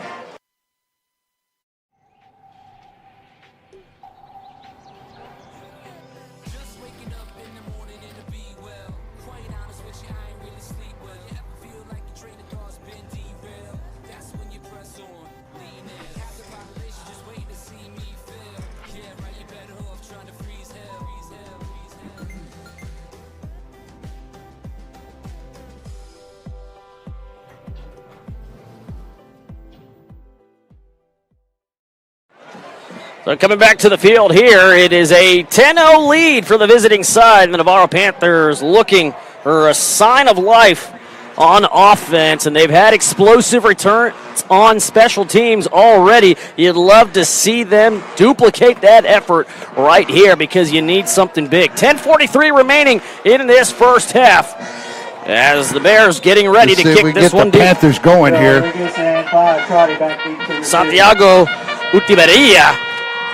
Looking to kick a lot better than I did. It's a pooch kick. They're looking for the onside, and it goes straight out of bounds. The flag is thrown, and here we go. Hey, look, 2 first downs, and you are in striking distance. Yeah, that's right. And, now you get you definitely don't want to have them re-kick because you get to take the ball where it went out of bounds. Absolutely. Anything, on this side of the 30, you can take it wherever it goes out of bounds. And, man, that's actually great for the Panthers. You score right here, you're right back in it. Absolutely. So you score here, that whole first quarter means nothing. You're right in it. Doesn't matter if your offense didn't move the ball for the first quarter. I'll tell you what, the Philadelphia Eagles didn't score a single time in the first 10 weeks of the NFL season last year, and they were still Super Bowl champion. You don't need a score in the first, you just need to stay close. Let's get a score here in a second. That's exactly right.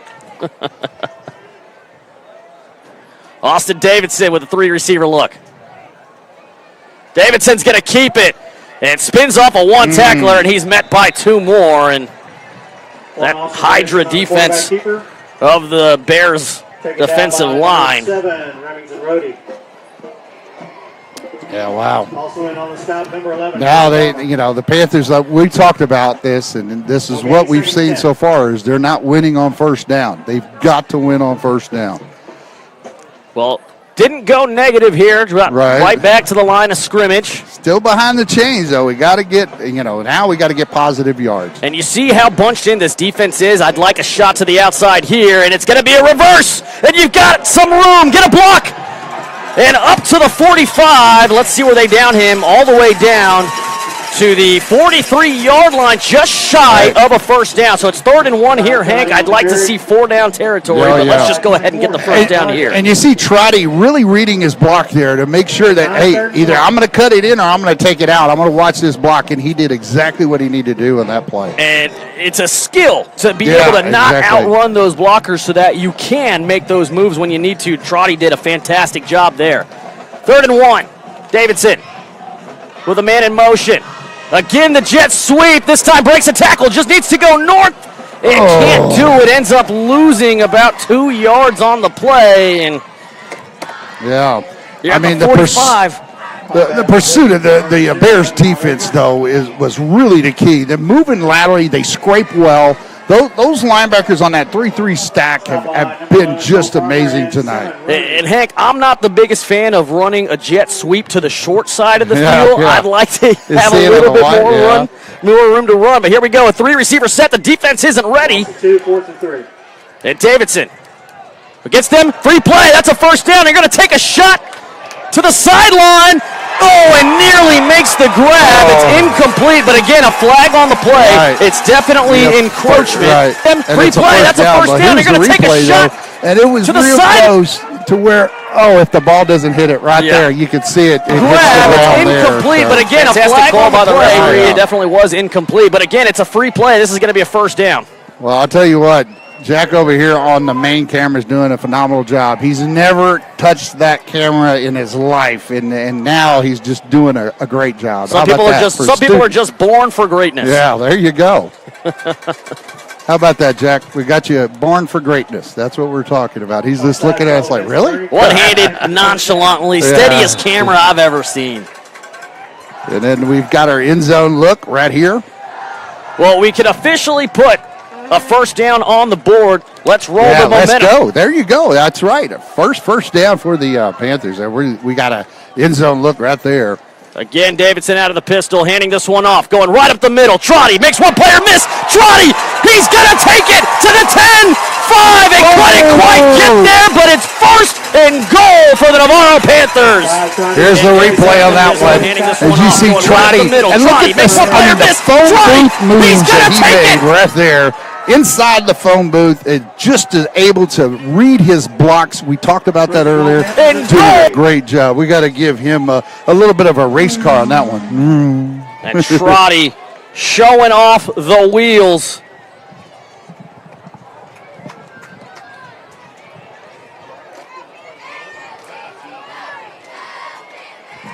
Okay. There we go on 1st and goal. Trotty reaches for the end zone. Ball's on the ground.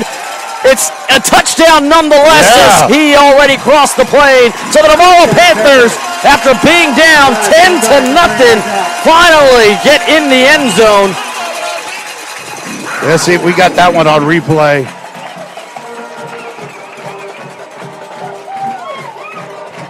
I don't know if we have that one. We'll see if we got it back.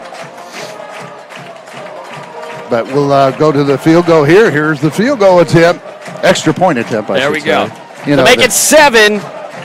It is straight as an arrow. And it is a 3-point game here at Irwin Lee Field as the Navarro Panthers answer back. It's 7-10. You're watching Panther football on the Navarro Panther Network. We'll be back after this short break. I've always loved space in football. Growing up, some people told me I had to choose. But here's the deal. You can be great at more than one thing. And getting involved in STEM opens up your world to a universe of opportunities in life. Get inspired and get involved today. There are STEM programs and science centers available in your community, so be sure to check out spaceforall.us to learn more and get started. Find your place in space. Space for all. TX. And coming back Suspect vehicle is to a the white field 2020 now Nissan Kicks with TX license after plate the Panthers BPK8610. score their first touchdown of the game. It's 7-10. And would you believe it, Hank? It's a one-score game. Suspect is Brittany Zepeda, 34-year-old white female. Call San Antonio Police Department. Hey, we with even got that information. Amber Alert on our 911. broadcast.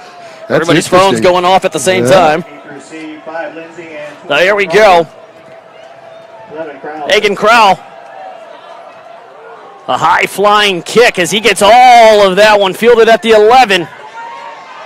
And breaking some tackles, going right up the middle. Sheds another one. Room to run and brought down from behind. How about the pursuit of number 25, Julius DeLeon? Oh, I'm sorry, no. Well, I apologize. I don't have 25 listed on my roster. Yeah, it's Yazzie. Joel Yazzie.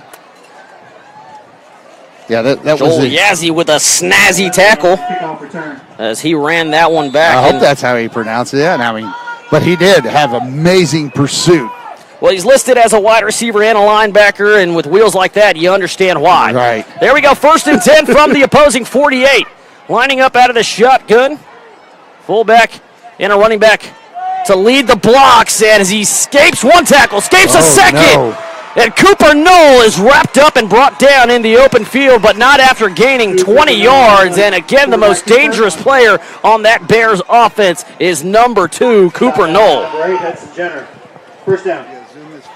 He may not be able to move the ball against this Panthers defense through the air, but when you've got a dual threat quarterback like that, just keep the ball in his hands and let him do his thing. Cooper Knoll quickly to the line. 2 receiver look.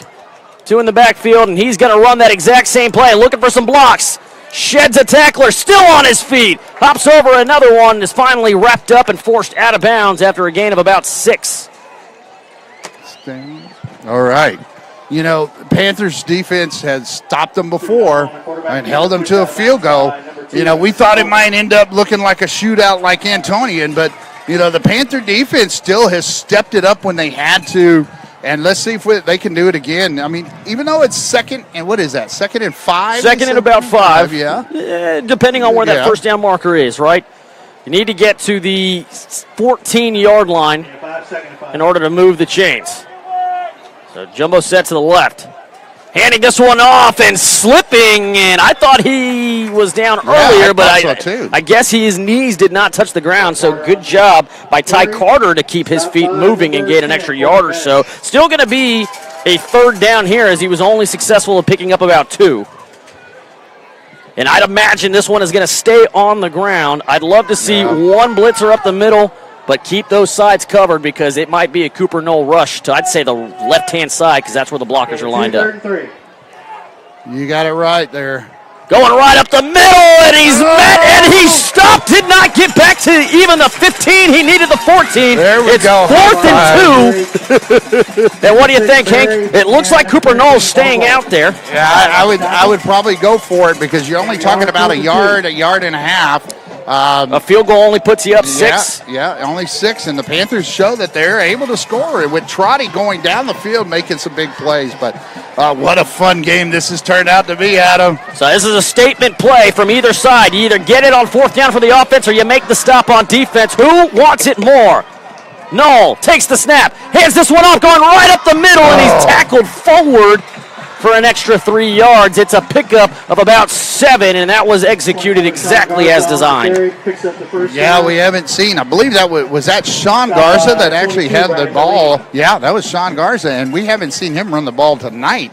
And so there you have it. Vernia gets the first down, and they get first and goal at the 8-yard line. And Garza, the captain, still out there in the running back position, is going to get his number called again. On the counter this time is wrapped up. And again, this Panthers defense doing a good job of wrapping him up, but hitting him forward for an extra 2 yards each time. Yeah, and that's when, we talked about pad level earlier. And if you're going to make the tackle, you've got to stay low and you got to keep your feet churning, but wrap up. You've got to wrap up. And it's a hurry-up offense here for this Vernia side. They don't want to give the Panthers defense any reason to reset. So 18 seconds on the play clock, but the Bears are ready to go, and it's going to be Noel who keeps it looking for a bunch of blockers. He cuts forward, and he's in the end zone, but there's a flag thrown. The flag thrown by the back umpire right around the 5-yard line. So I don't want to get anybody's hopes up, but that's in the area of holding. All right. And Sean Garza's putting his hands up in frustration. This one's coming back. Yeah, we'll look at the official here with the white hat, the head official, see what he's going to call. Holding on the offense, so take away 6 points, back them up 10 yards, and replay the down.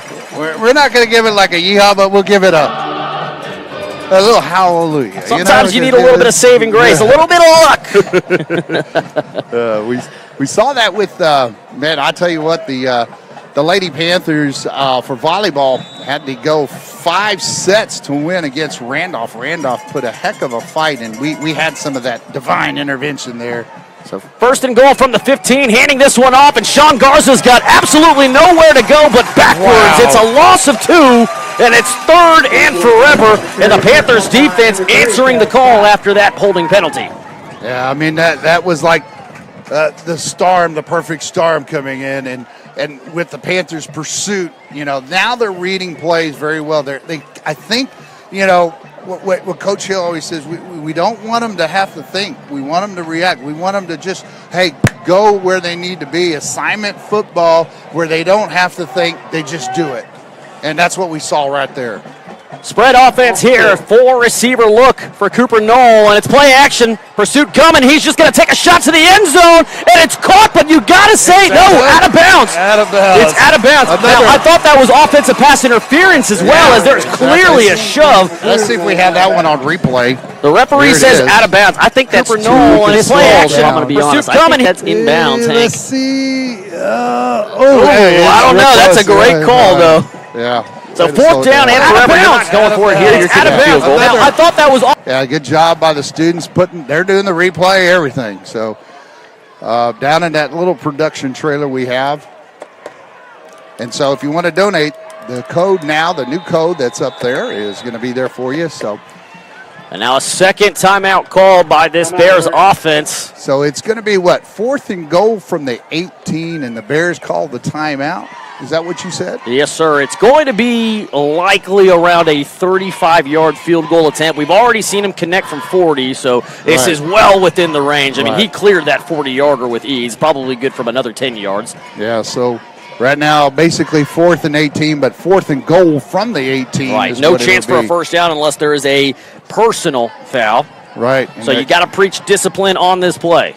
Right, a great view down there from our end zone camera, our students that running the end zone camera, have students running every camera, including the sideline camera as well. So we like to give kudos. I do that all the time. I'm sorry, Adam, but hey, situation here is Panthers held for a field goal attempt. Let's see if we can get a block and a scoop and score. Lined up on the far right-hand side. The kick is up, and it is good.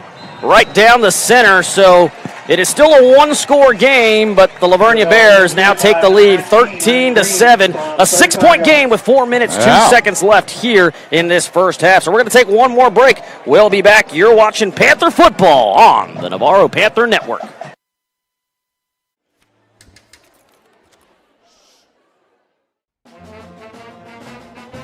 Hey, conductor, how about something new? You played this last year.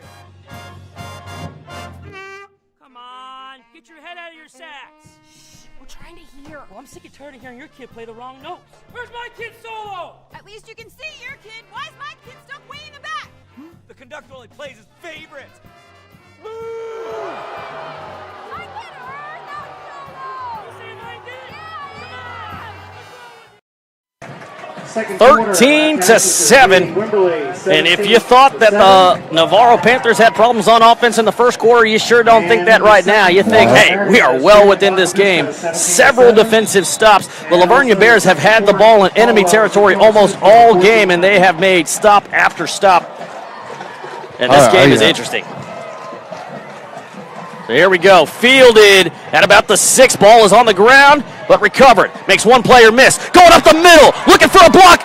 Avoids another tackler and is finally brought down at about the 30-yard line. So what looked like disaster on a muffed return ends up being a 20-yard return. Oh, amazing, because, we all know that, the ball hits the ground, the kickoff team kind of takes and like, okay, now we'll be able to get them, but hey, that's when you take advantage of it, and that's absolutely what the Panther returner did. And on the opposite side, too, as a return man, you lose a step because you just lost your momentum. Now you got to pick up the ball and see where you're going. Yeah, your timing's way off at that point. So good return there. 1st and 10 from the 30 as Austin Davidson lines up in the backfield. Running back lined up next to him. Man in motion. Davidson swings it out to the flats, looking for a block, rolling out to the outside, and it's Evan Rodriguez who gets the first down on an 12-yard pickup officially. And Hank, is that the first completed pass of the day for the Panthers? I want to say yes, because here's Rodriguez's stats from last week. If I can get them up on number. We have the overlay for, there it is, 116 receiving yards, 44 rushing yards. So there we go. 1st and 10 from the 42. Davidson handing this one off, going in between the tackles, and not a lot of room to run. Picks up 2, maybe 2.5. 5 Trotty on the carry. 2nd and 8. Number 42, Jackson Cooper. Down to the 44-yard line.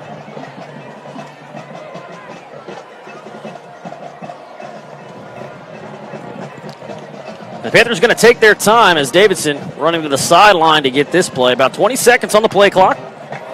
Yeah, Adam, the Panthers, hey, we got positive yards, right? And so, even on first down, and that's what we've harped on. So, motion man moving the blocker, handing this one off and running behind those blockers, and this time it is a 3-yard pickup on 2nd down. So it's going to be 3rd. And about 5 yards to go, maybe 5.5. And this is what Trotty has done, if we get that up as well. Trotty has, about 405, I think 409. It might be off by 1, but he gets almost 6 yards per carry. And so he's been the big feature back. Four touchdowns thus far this year, now 5 after tonight. And if he gets the ball here, you'd love to see at least a 3-yard pickup to make this 4th and manageable, and I think it's 4-down territory here with 2:28 remaining in this second quarter. Davidson drops back and rolls out to the right, has a man wide open downfield, and Davidson makes the connection. One player missed, and he's brought down at the 14-yard line. Number 22, Braddock Galini. Yeah, Braddock Galini. I mean, this man has just Braddock Galini. I don't know if we missed that this one. This man has just see if I got. I'm going to see if I got his stats up here, and no, not quite a touchdown yet. And a timeout is called. It's going to be the second timeout from this Panthers side. So, or it's a 2-minute timeout. I apologize. 1:59 here. Minutes. It's a 6-point game, and Hank, the Panthers. Oh man, they're threatening right now. The score is actually going to be 13-7, and so the Panthers, though, are in a position, we thought they were going to score, right? That was a big play. And we showed Galini, he is the leading receiver on the team based on just receptions and all. And he's got, 84 yards and 2 touchdowns for the year. Galini was the leading receiver last week with 4 catches, only totaled for 38 yards, so he got all of that and then some on that play right here. All of that and then some. I love that. Braddock Galini giving life to this Panthers offense. And you know what, Hank? I'm not upset that they didn't score here because now you can chew up more time in this first half because 2 minutes left. Hey, how about we saw that with the Texans? I was telling the Texans, don't score because guess what? You know, here comes Tampa Bay. They get the ball back and they score. If you just go down and take the timeout, you at least make them take their timeout. Absolutely. I'd love to see this one stay on the ground here, and it does. Going out to the outsides, wrapped up pretty expertly by Cole Farmer. Trotty on the carry. He's stopped by number 11. Yeah, now I'll tell you what is the no gain, second with the with it taking down some time. Even if you're Lavernia in this case, wouldn't you want to go ahead and take a timeout? I mean, I would think that you might want to take a timeout because you can get the ball, and you've shown that you can make big plays, explosive plays as well. I think you take it after this second down because I believe Lavernia only has one timeout remaining, but it's Davidson out in the pistol. Fakes the handoff, gets everybody in, just puts this one away to his fullback.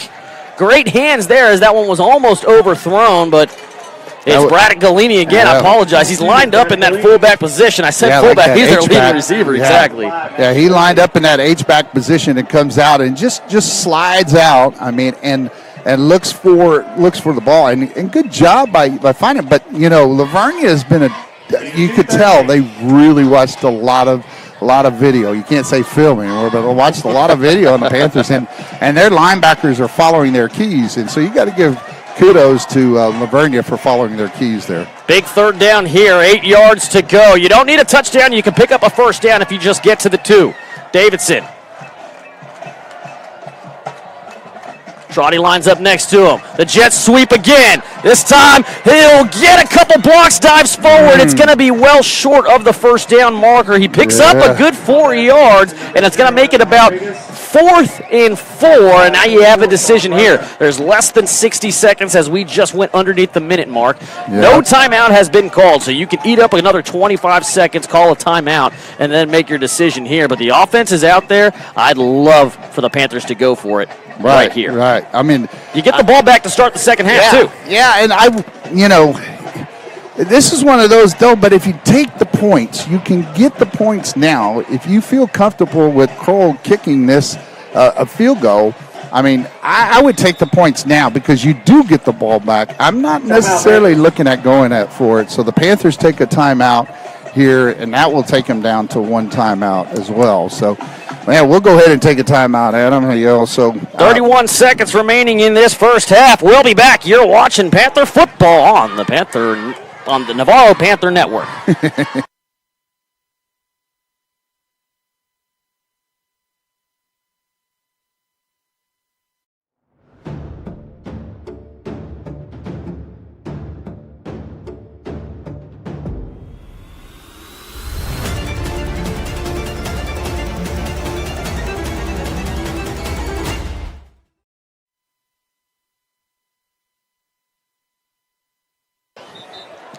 Coach is still talking this one over. The defense is ready. And let's see what Navarro does here on 4th down. And it looks like the kicking unit is coming in. No, Davidson is out there. Austin Davidson, the quarterback, is coming out on 4th and 4. There we go. Maybe try and get another flag here, but nobody in the backfield. Maybe one blocker. Blitz looks like it's coming. Man in motion. Trotty, he's open. And he's going to find it to the end zone instead. But it's oh my goodness. He had his receiver, Evan Rodriguez, had 2 gloves on it and couldn't come down with it. And that is heartbreak here at the end of the first half. I don't know if we got a replay on that. Let's see if we can take a look at that and slow it down.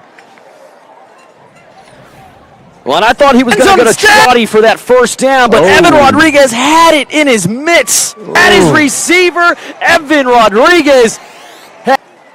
And that is just a stroke of bad luck there. But 25 seconds, I don't believe Lavernia has more than one timeout here. Well, you'll also see, and I wanted to make sure to make this point, in the right-hand corner we have LB with the headset for Lance Blackburn. So we keep him in our thoughts and prayers this whole season.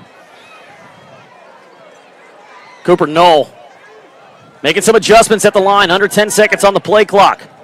Got away with a little bit of a false start there, but wrapped up and brought down, and they're not going to take a shot towards the end zone. They're just going to keep it on the ground and send this one into halftime. You mean like the Eagles? Like your Eagles? Aren't you an Eagle fan too? Hey, fly Eagles, fly. It's go Birds all day and twice on Sunday. But well, yeah, I mean, we looked at some of those at the video, and we saw they took off just a hair earlier. The rest of the line, and the ball then is snapped. You're like, oh. And I can admit when there's fault there, but they gave it away. And this time, it's going to go into the halftime tunnels.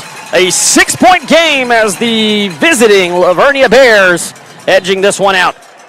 It's 13-7 as we head to the halftime break. We'll be back with our halftime show in just a moment. You're watching Panther football on the Navarro Panther Network. Don't go anywhere.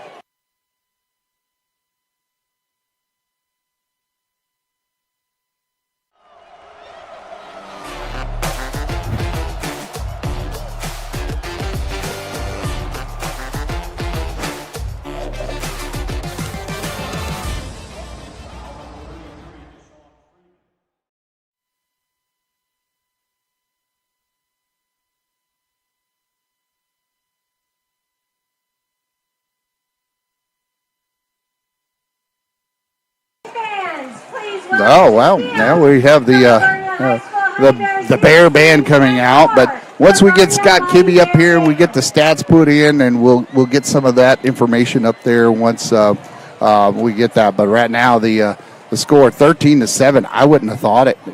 I'm like, wow, that's amazing. And a drop away from it being either a tie game or even a Panther lead going into halftime here. And, Evan Rodriguez is absolutely still shaking his head sitting in the locker room right now. Poor kid. But got to flush the takeaway there, you march down the field with about 4 minutes remaining and put yourself in a fantastic position. And, yes, it was a slow start, but this is what you want out of your team. A short memory when things don't go your way in the first quarter. Doesn't even matter. We're out here. We're playing defense, and we're making life miserable for this Lavernia Bears side. That's right. Well, I'm going to go over a few area scores. What I have at halftime is Gonzales Apaches. Our district foe is 14-3 over Pleasant and Eagles. Canyon Lake over Veterans Memorial right now at halftime, 21-14. I always look at Llano, Llano over Gerald. And Llano is one of the top-ranked teams in the region for 3A, and they're up over Gerald Cougars, our opponent, one of our district opponents, at 22-13. The Seguin Matadors is all tied up with Victoria East Titans at 14-all in the third, just beginning the third quarter. And then you had the Cuero Gobblers beating up on Corpus Christi Miller, 35-7 at halftime. Whew. Yeah, and then the Hondo Owls are over Divine right now, 20-14. That's a big rivalry. The Medina County Championship right there. And then you have Salado losing to Little River Academy Bumblebees 20-14 in the second quarter. But Little River Academy is always good, even though they're a 3A. They're a very good 3A. Little River, but strong current. Yeah. I don't know if you've ever tried to go against a strong current, but it's pretty tough. And then you got the Lavernia Bears right now over the Panthers. We know that 13-7 at halftime. But for now. And we have the band there. So we had some complaints last year. We couldn't quite hear the band, so we'll get the crowd mic turned up a little bit there too, and make sure it's on. And then let's see, one of the other I was looking for. Sinton, Gregory Portland Wildcats playing the bigger school and beating them 10-0 right now. Marion Bulldogs losing to Lago Vista, one of our district foes, 17-7 in the second quarter. That's not too bad. That's Marion's holding their own. And then Smithville losing 14-0 second quarter to Caldwell. And then and that's pretty much a lot of the 4A's that I go. I don't go over too many of the 6A's and stuff because right now it's just too many. So right now, then Adam will take a little quick break on our ears and mics and let you hear the band for a little bit. Take it on down to the Fighting Bears band. Enjoy.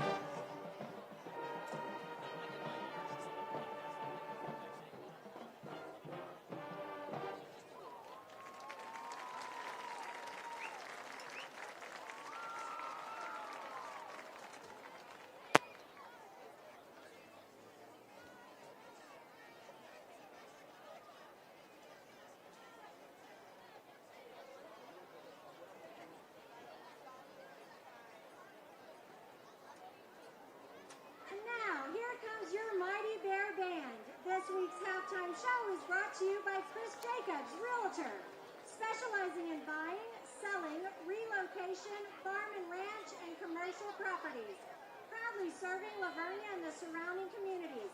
Chris Jacobs is a proud sponsor of the Vernia Mighty Bear Band and Color Guard. Our outstanding wind player for the week is Dante Marinez. Our outstanding percussionist of the week is Olivia El Taib. Our guard member of the week is Sydney Crawford. And our outstanding rookie of the week is Michael Reynolds. Congratulations to all of you, and thank you for your continued hard work.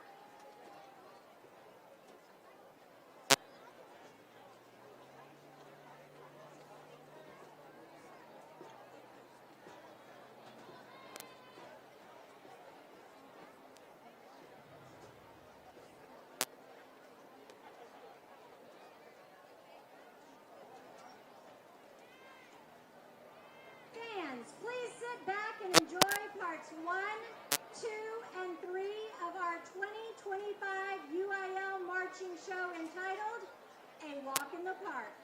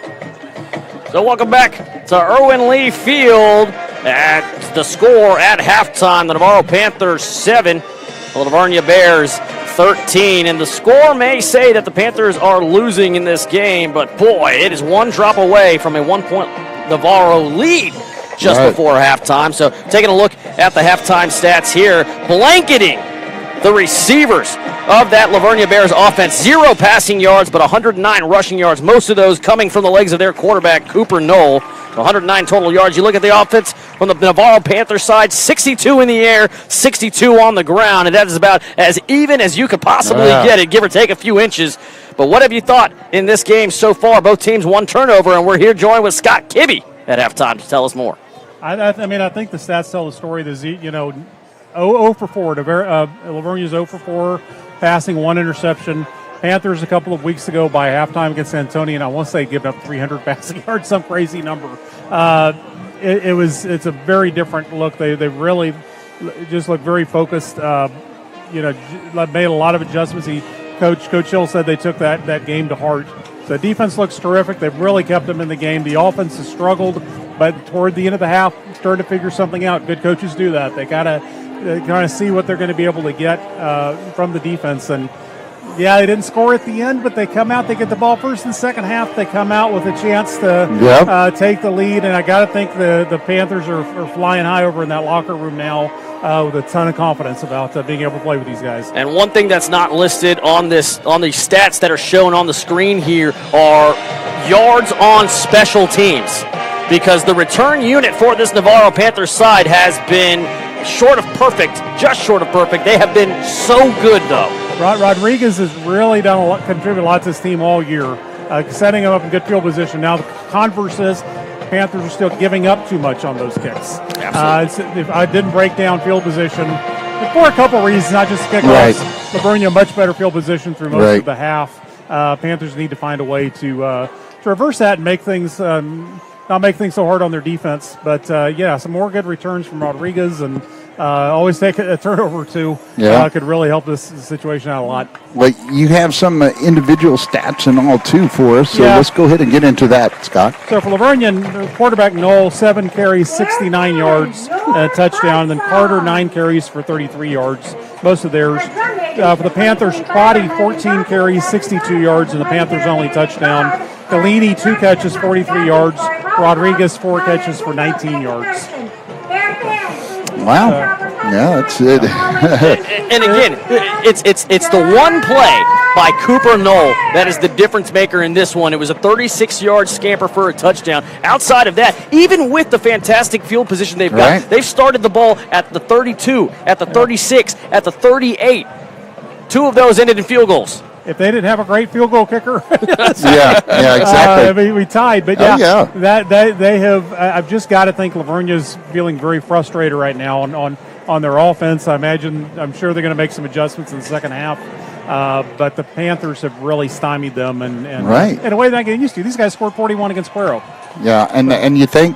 Yeah, I talked about our defense before, and I thought our defense, after that Forestville game, I thought our defense was doing really well. And that was, just after one game, you think, well, it's Forestville, depending on the level of your competition. I don't know where Forestville will end up, but I can tell you that our defense did play well in that game, and they didn't play bad in Canyon Lake. They just had a few little here and there's, that if they would had some misassignments. Coach Hill told us that on the Coach Hill show. If they don't have those misassignments, that they're pretty much shutting down Canyon Lake. They spent a lot of the second half on the field, and I think that was a big difference in that game, especially that last series where Canyon Lake was able to put the game away. But you look at it; it's an experienced unit. I got a lot of guys back from last year. I didn't think it'd be thought it'd be a pretty good unit. We didn't think it'd be just one that would have to struggle this year. So that's why the Antonian game was a little, I guess, a little confusing. But the fact that Coach Hill talked about there were just some issues with communication and the way Antonian took advantage, moved so fast on them. But so they've got the adjustments they had. They got their pride hurt a little bit, and they've reacted in a great way. And again, just the 4th game in this new offense as well, and you're starting to see the pieces getting put together. Maybe not on the offensive side in that first quarter, but you're seeing the resilience there in that second quarter. But what you're seeing mostly are the adjustments that were made on defense from those first 3 games, giving up so many points per game to holding a powerhouse like the Lavernia Bears side to just 13 points at halftime. And we could take down the stats right now. We'll check out the Navarro Dazzlers, but go ahead. I know you were making keep the stats up. Put them on the sideline. I want everybody to see. We We've only got 62 yards and 62 yards. Let's get more than that on halftime. I want to see it plastered across the benches. Yeah, but I want to see our Dazzlers out here. So anyways, though, now as far as second half, what do the Panthers need to change, Scott, you think, in which they need to really come out on top and move the ball consistently? I think we started to see it. They're starting to spread Davidson out a little bit, trying to go wide. They did the little, I don't know what you call them, little short passes they were doing to Rodriguez. Something to spread them, because you're not going to make a living up the middle on these guys. Right. And so, but if you can make them play the whole field, maybe you can start to have something open up the middle there. And Friday can follow those blocks. Friday has such good vision out there, and you saw a little bit of that late in the half. He was starting to kind of do that more. And Scott, I think you hit the nail right on the head there when you said you're not going to be able to run straight up the middle through against these guys. I'm glad that they're not giving that up, because you don't want to just go one-dimensional and start passing. Still have those draw plays that go up the middle, but what I'd like to see is exactly where that big play came on that last drive, getting Davidson the ability to roll out under a play action on a little boot where you're drawing the offensive line to that left side, trying to force the defense to react to the running back and letting your quarterback get out into space and try and make a play on his own. He's got the legs to be able to do it if he needs to take off his run and run himself, but he's composed. He is a running threat. He's a good athlete, and he can make. He's shown he can make some good decisions. It's still this year. It's been timing on those passes. Saw it early in this game when he had someone open, didn't get to him, but I think they're getting closer. And that once that timing gets down as they throw down the field, he's sure got the weapons certainly with Galini and Rodriguez, and hopefully some others develop as the season goes on. This section of the week is the low read. Well, I guess we'll go ahead and take a little break. How about that? And then we'll let you go down so you can get ready. Scott, thank you again for joining us at halftime. Yeah, he's over there shaking his head. He already had his headset off. He's heading down the mast here that we have, just like a pirate's little. The crow's nest. The crow's nest. Yeah, we're up here. We're up in the crow's nest. That's right. So we'll go ahead and we'll mute our mics and we'll listen to the sights and sounds of the Fighting Panther Band. That's right. Enjoy the Navarro High School production of Rise.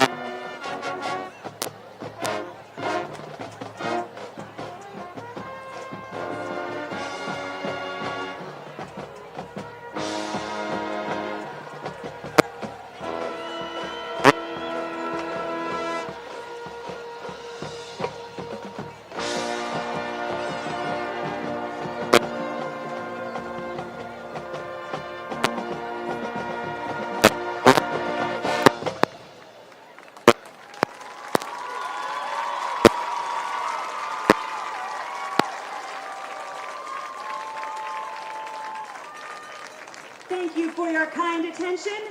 Panther fans, on your feet for the Navarro High School fight song.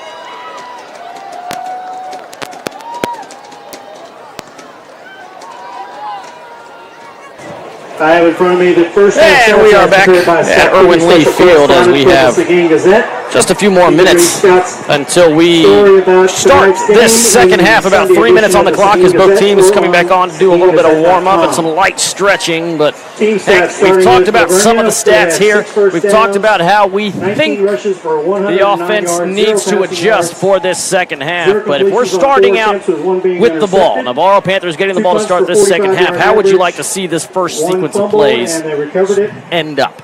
Yeah, well, obviously in the end zone. Come on. Hey, but what we have to see is what the Panthers been doing is mixing it up, but what was the big point in that first half that we made, or I made, was you got to win first downs. And if we don't win first down, if we don't get at least 3 to 4 yards, positive yards on first down, and we find ourselves at 2nd and 10 or 2nd and 12, we are not going to be able to sustain drives in that fashion. And our penalties, wise, it's like, hey, that's great, no penalties, so that in of itself. On offense, no penalties on offense, which is fantastic.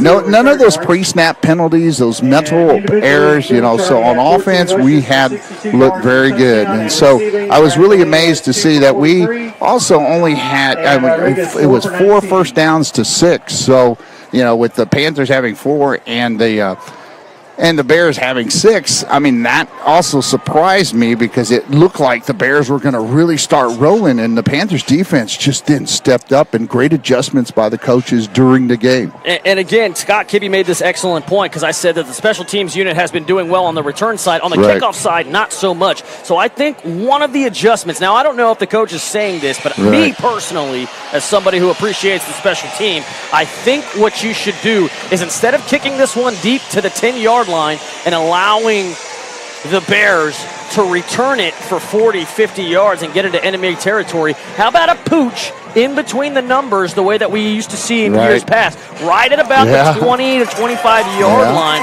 And yes, you're giving up more yards immediately, but you're giving the kicking team less time to have to track the carrier. You can get to him faster and hopefully negate some of those bigger returns. Right, exactly. And keep, like we saw a lot with teams in the past. Like you saw it here when we had like Sebastian Steed and great pooch kick to the outside of the numbers, but not too far out where it was out of bounds. And you had to make them adjust to whether, hey, am I going to actually run this thing, or is it going to go out of bounds, or what do I have to do? Exactly. So it gives the hesitation and gives opportunity to pin them in the corner. And I always say, and you never kick the ball in the middle. Never, never, never. Always has to be a corner kick. Get to the corner outside the numbers and use the sideline as the other defender. Absolutely. And like I said, if you can do it within the 20 to 30-yard realm, yes, you're giving up a lot of yards initially because you're not kicking the ball downfield. But if you can stop them from getting across the 50 by getting on them that quickly, that's exactly what you want to hear right there. Charge right after him. Yeah, now this time, after it. The Panthers are receiving the ball, and we're going to have a restart immediately. But that kick, specifically what we just saw, that's what I want the Panthers kicking team to do. Yeah. And we got to score first. To kick it back, we got to score. We want to do a lot of kickoffs. That would be fine with me. in the second half. But I think this Panther team, they came out with a lot of vigor here. I mean, I saw a lot of emotion on the sideline coming out.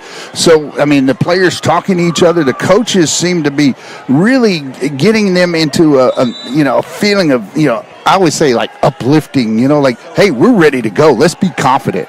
Here we go, fielded at the 26-yard line, getting past the 30 and stopped immediately at about the 34-yard line. So 8-yard return. Shot on the return.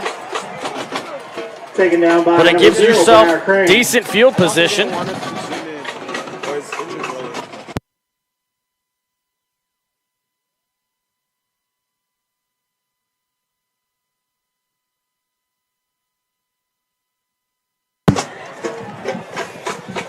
All right, Adam. So it's going to be 1st and 10 officially at the 33. And here come the Panthers offense. Austin Davidson doesn't take it under center, instead out of the pistol. Delayed snap, hands this one off. And it's going to be Dylan Trotty getting the first touch. And Trotty picks up a good 3 yards. Yeah, and that's what you just said, Hank. I think they're listening to our broadcast out there in the locker room. Yeah, unlikely, but yeah, that's what we'd like to see is get that first down positive yardage. And once you do that, now you've got a little opportunity. Do we hit the outside or do we go into the do we go in the air on this? So you have some options here. So I'd actually like to see him go to the air here. A little play action boot.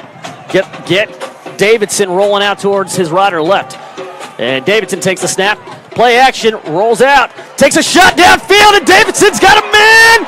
And couldn't make the catch. Where's the flag? And there it comes. The forward punt and a second flag thrown late just for added measure.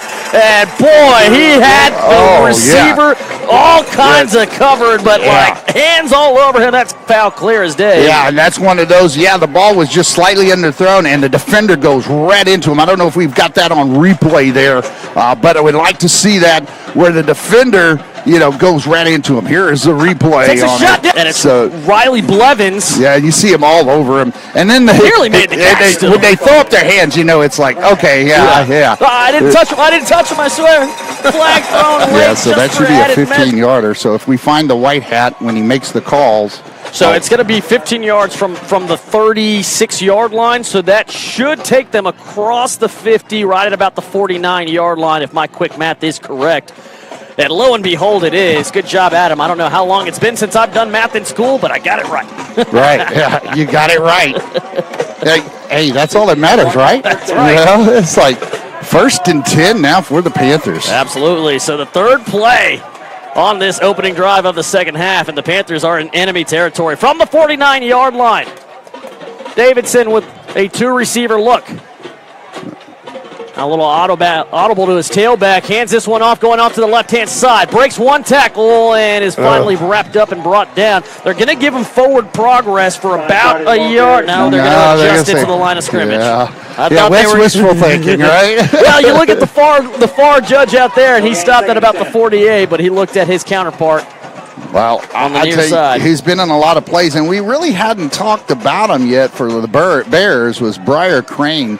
In that linebacker position that he's in, I mean, he's been running all over the field. Even if he doesn't make the tackles, he's causing the backs, and they move him around, as we see. And we'll see how it works out. It's a three-receiver look here, man in motion. Davidson has it tipped. Catch is made and looking to make something happen, and might as well just let that one have dropped, because instead you made the completion, but you lost about 4 yards out of it, maybe even more. Yeah, that time it was well read, but the tip threw everything off. The timing, you're having linemen coming out and pulling at that particular time, and when that happens, it's like, okay, just make sure to catch it and go down with it, because if not, they're going to pick six and all the way on that play. And I believe it was the senior Cole Farmer making his second play on defense who got his hand on the ball here. But here we go. It's going to be two receivers at the top of your screen. Davidson takes the snap. Three-step drop, pressure coming, lets this one fly, has a receiver, not enough for the first down, but he picks up a decent chunk of yards. They're saying the ball is down by contact. As the Vernia Bears ran off for it, but it's going to be about 4, maybe 5 yards. 4 yards is what I'm going to guess here. Yeah, yep. Hank, do you go for it? 4th and 4? Yeah. I mean, you're at a, or do you flip the field and make them go the distance? That's what I think Coach has done. I think we're going to try to do what Lavernia did to us in that first series where and try to pin him at the 1. Yep. Yeah, let's try to pin him at the 1. Well, and here's the thing, right, is we've seen our punter here, I believe it's Brody Zoller. He doesn't get a lot of height on it. He gets a lot of end over end. So if you're going to do that, you need it to bounce no further than the 16, 15-yard line to make sure that the momentum can stop. But you need more height than anything else to allow your returners to help get there. This one goes straight out of bounds. My just goodness. caught the side of his foot. Yep. Sorry I stepped on you there. But, yeah, Adam, that one just did not develop the way we wanted it. But I have a quick score. Gonzalez is really, pounding the Pleasant Eagles at 35-3 in the fourth quarter. And Canyon Lake has gone up big on Veterans Memorial, 35-14 in the fourth quarter. Whew. And then you've got Llano. It shows still at halftime. I don't know if that's truly the score, but it's 22-13. Matador is up on Victoria East 28-14 right now. And defense doesn't look like they're set, but here comes Cooper Knoll and this Bears offense. Cooper's going to keep it and brought down. Great tackling for a 2-yard gain. He's brought down by the tandem of Braddock Galini and Corbin. Help me, is it Benez or Benz? Benish. Yeah, it's an unusually spelled name, but the same way as a baseball player, you remember that had the same last name. I believe he played for the Reds, if I'm not mistaken. Well, Panthers defense looking to see a little red here, get a little angry, and get the stop if they can. 2nd and long, going right up the middle, and again, just a 2-yard gain. And wow, it's the body awareness by Ty Carter to understand he's close to the ground, but if I can keep my knees up, I'm not down. He almost got a second effort there. It's going to be 3rd and 5. Yeah, and I hope that here's where the defense has been stepping up. And in these third down plays, Lavernia has 0 yards passing, and it's still the case right now. So we'll see how this turns out. But the last thing you want to do is allow Cooper Knoll to run this one out. If he's going to run, I'm imagining he's running towards the right-hand side, so I want to see a backer cover that. Play action and nearly getting to him, and now he's running. He's got the room, and can he get there? Stopped short. He's forced out of bounds, about a yard and a half short by number 13, Luke Vogel. That big play. Number 13.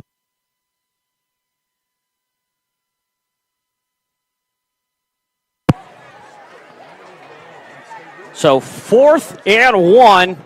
And a big decision here for the Bears. They've tried it before. They've got it before.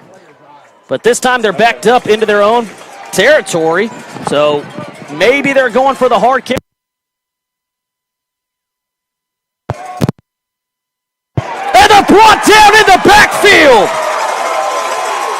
Cooper Knoll tried to do the QB keep as it's worked all day in the first half, but this is not the first half. It is the second half, and the Panthers have forced a turnover on downs on a play that has worked so many times for this Bears offense. Sorry we had the sound go out, but hey, the plug pulled out, man. We got so excited we pulled.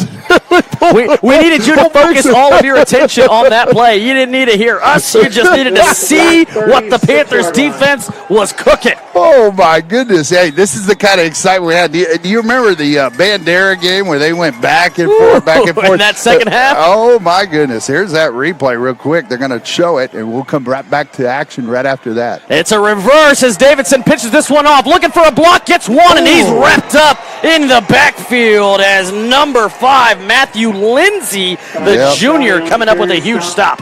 Oh, I tell you what, Lindsay is he's been one all over the place, and we got to get a better block on him and get a body on him, and we haven't been able to do that on the outsides here. We've been able to allow Trotty to get a few up. Remember, up the gut, he's ran a couple good yardage. Got some good yardage plays right up the gut. So, well, I'd like to see Davidson keep using his arms as the passing game has sort of been working here. So here's Davidson, nobody behind him. Three-step drop, looking towards his right, rolling out, pressure coming, and he's taking a shot one-on-one, and a little too far. A tough over-the-shoulder catch ask of Evan Rodriguez, and he can't come down with it, so it's third and quite some distance as you've got about 14 yards to go for the first down. All right, now we'll see what the Panthers, third and long. We know they're going to more than likely pass the ball, but you could run some misdirection here. Absolutely. We've seen some good counter trays. And they've tried some trickery. Maybe a little hook and ladder here. Maybe run the annexation to Puerto Rico. Who knows? Hey, get the center involved, right? It's a four-receiver look. Davidson has all the time in the world. Now the pressure coming, has to release it and just throws this one away. I thought that was a flag. I'm sorry. I saw something flying there. Yeah, I think it was the pom-poms in the background for Lavernia. They got those silver shiny ones, so sometimes with the glare, I see what you're talking about. Yeah. But, oh, man. Panthers had plenty of time there. Just could not find anybody. But good pass defense by the Bears. Absolutely. A good delayed blitz there as they didn't overexert themselves. They waited to see that Davidson was going to roll out of the pocket. Not just one, but two Bears in pursuit to force that throwaway, not even an incompletion. And this time, a much better punt towards the sideline, bounces at the 20, and unfortunately turns a little too soon, but inside the 15 to the 14. Well, now that we have we have stops going both ways, going back and forth now, but not with the ball back and forth in punts. So the Panthers defense still holding their own when they need to. Big play a while ago, and let's see how the Panthers react to this.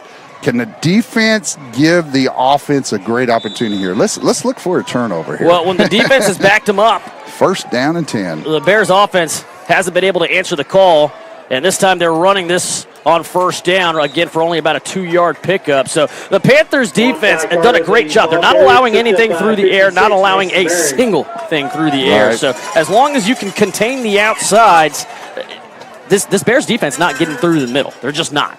Yeah, and one of the players you see down there right now, that I think is made impacts in the middle, and that's Mason Harvey, number 37 for the Panthers. So no safety over top.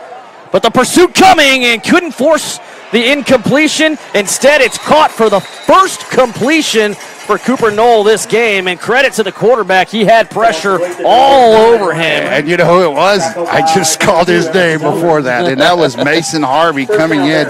And he tried to get that arm up to get on Knoll's arm and could not come up with it. And credit to the sophomore coming up with the first completion of the game for the Bears, Corbin McGrew, who came down with that 15-yard completion. First and 10 from the 28-yard line. Rolling out to the right is Knoll, getting some good blocks. He's got a man wide open, and it's caught. No, he dropped it! A gift of a ball. Cooper Knoll put it in the only place he could, right in the bread basket, but nobody checked the wicker for a hole, and it hits the ground. Nobody checked the wicker. Here it is. Here's the replay on that. Let's see what we got. Nice. Looks like, and it's soft. It's underthrown a little bit, but that's what you want in that situation. So he turns his head. That's right there. The receiver turns his head before the ball is caught. And you know what? The Panthers gave up a touchdown on a drop. The Bears just gave them right back because that should have been anything but a touchdown. Yeah, anything but. Yeah. Oh, we got whistles here. Let's see what we've got called on the field. Timeout, it looks like. Wait. Is it timeout, Panthers? Well, no, there's a flag. Delayed game. Hey, let's go. A delayed game. I did not see where the laundry was thrown. The white hat here. Yeah. There he is. He's already made the call. He's already made the call to delay a game.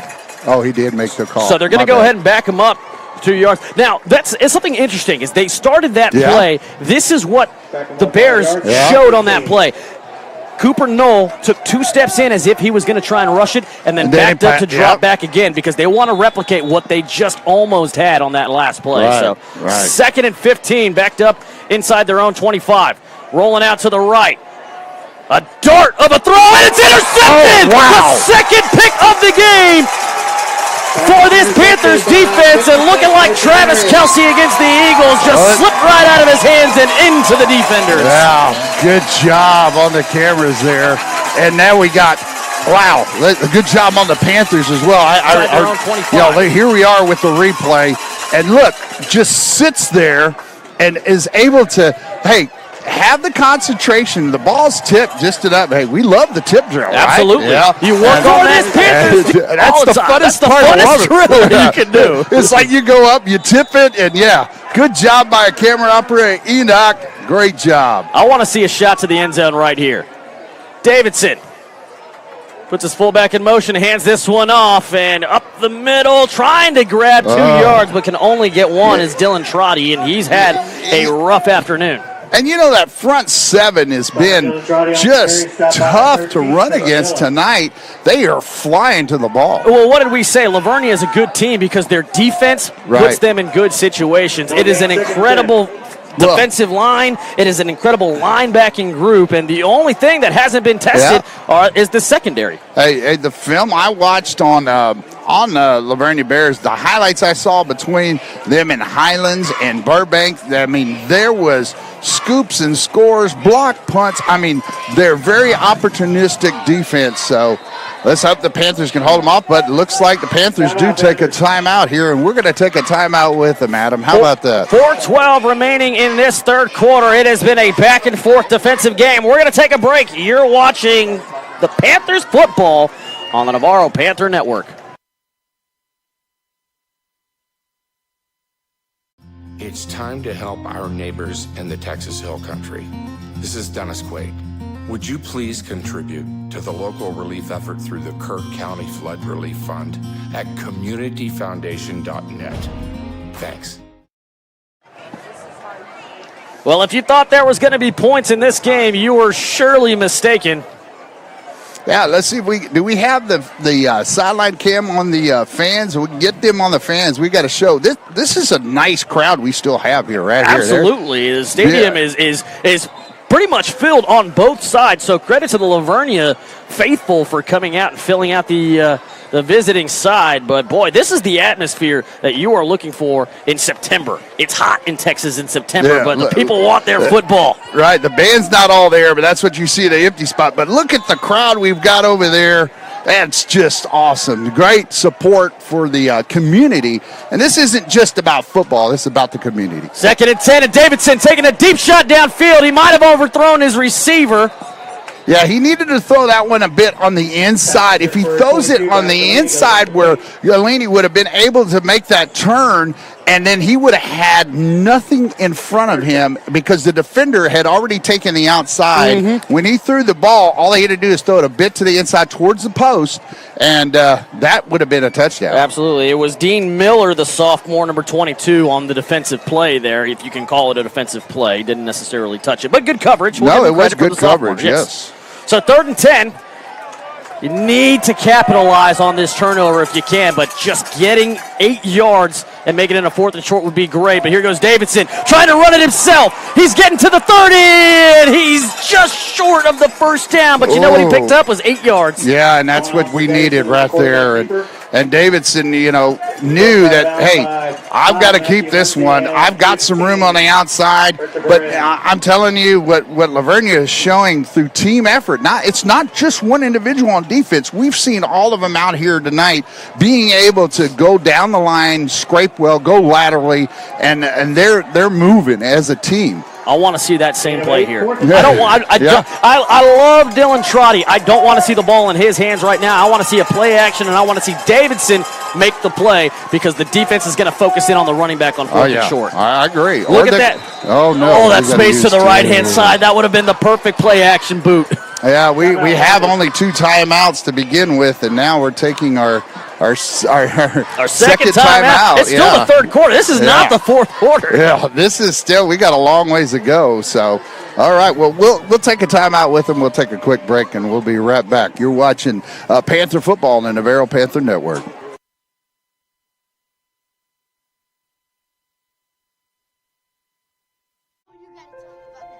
The innocence of youth. Is there anything any better? But soon they'll be in high school and facing all the same challenges you faced. How to make friends, how to fit in, how to be cool. We want our children to have everything they'll need to live fulfilling and productive lives.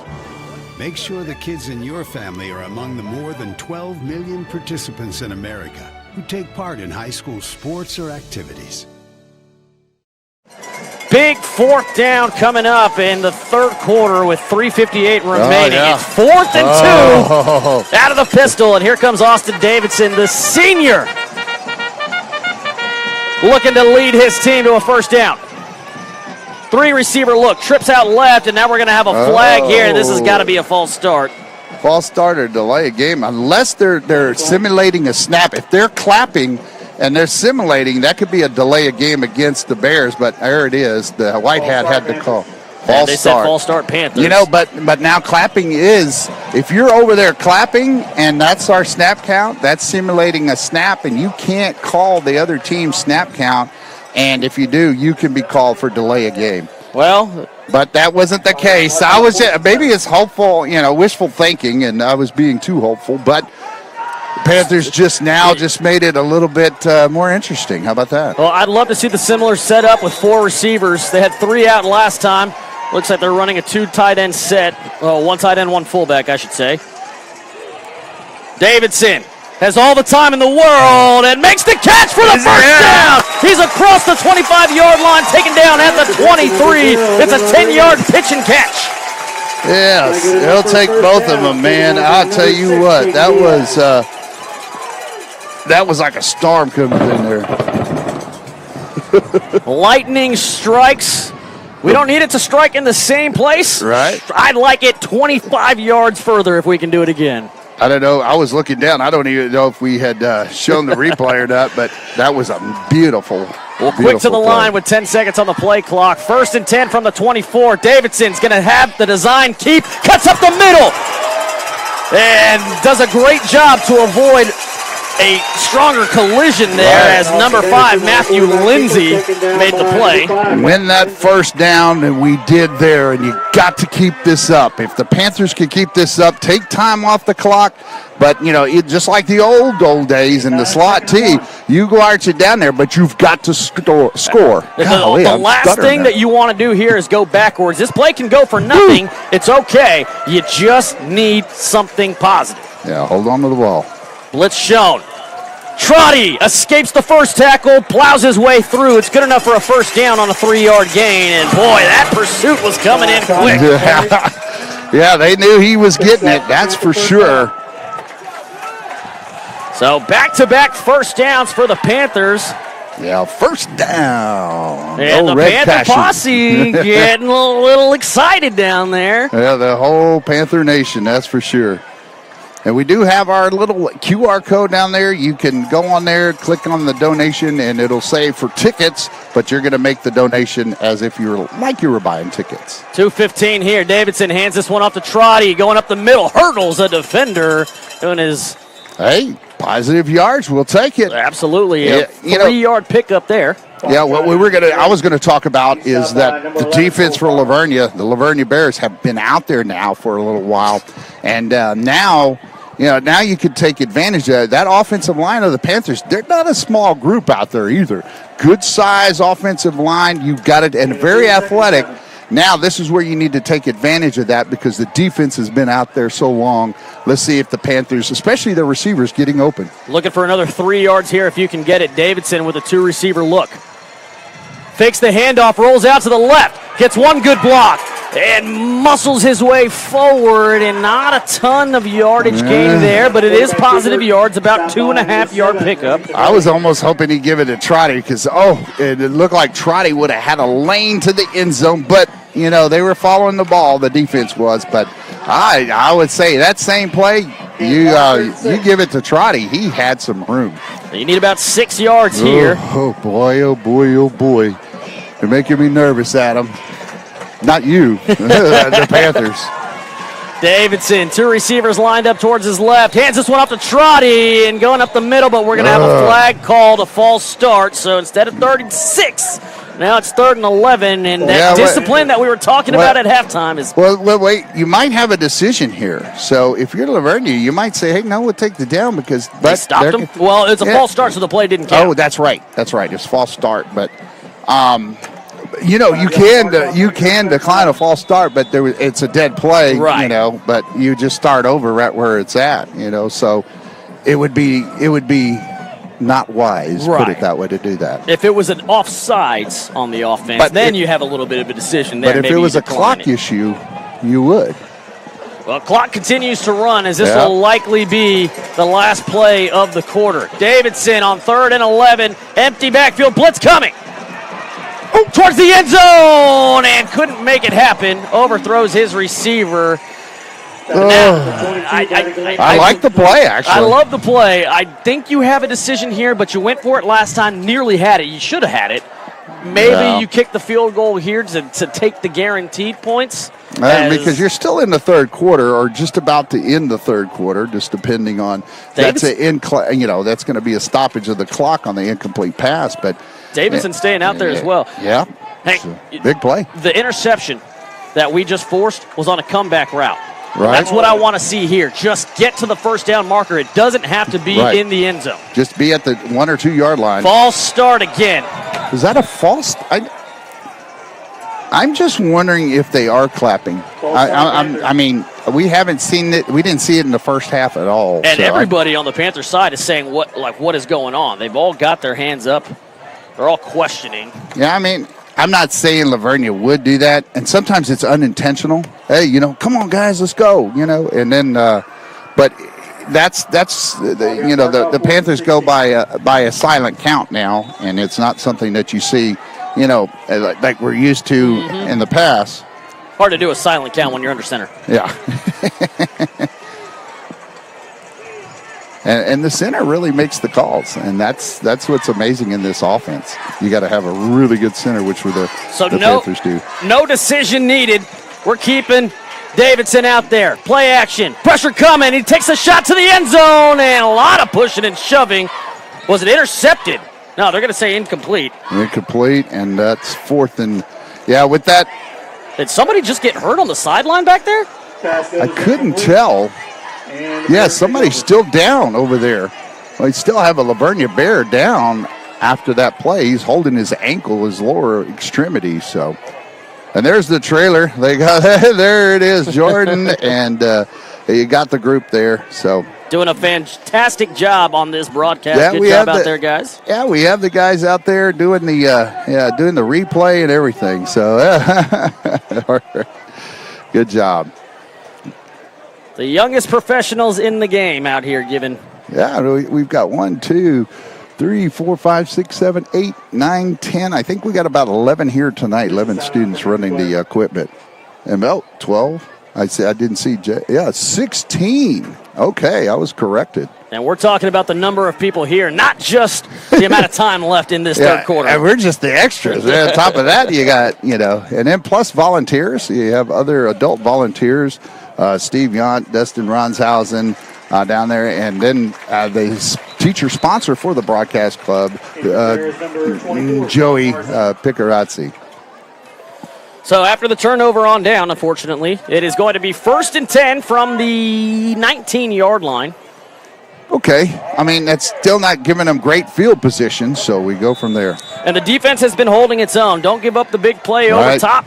Keep everything in front of you. It's a jumbo set here, as it's going to be a QB keeper looking to get as many blockers as he can, and wrapped up and brought down a single-arm tackle for a loss of 1. Well, let's see that one again.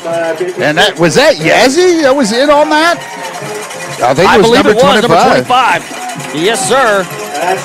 Joel Yazzie. Oh, and that looks like Lane Black, and then Yazzie comes in, but Lane Black. That's the end of the third quarter, so we'll go ahead and take a break, and we'll be right back at the end of the third quarter with the Panthers trailing 13-7.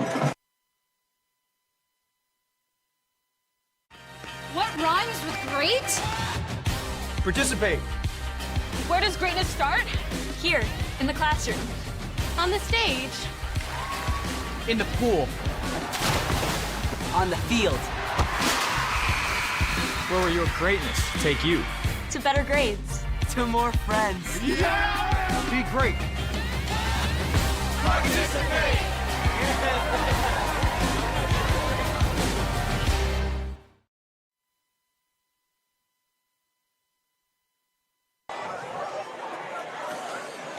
12 minutes remaining in this defensive battle.